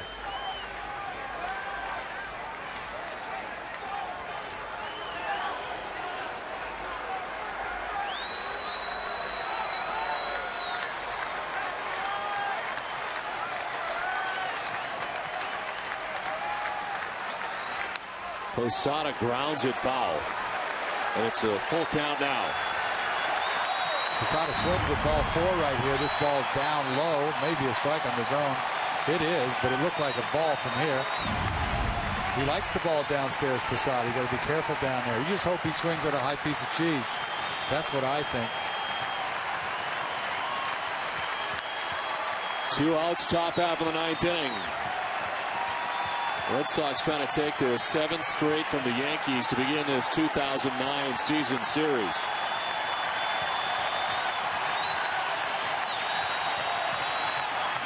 You got that big outside corner the umpire will give you. 3-2 pitch. Posada lifts a fly ball to left field. Jason Bay back at the tracks, got room, and he makes the catch. Red Sox win. Papelbon closes it for the Red Sox in the ninth. They hold on to win this one 6-5. The Yankees leaving that tying run in scoring position. Mike Lowell, part of the home run attack tonight for the Red Sox. Kevin Youkilis also with a 2.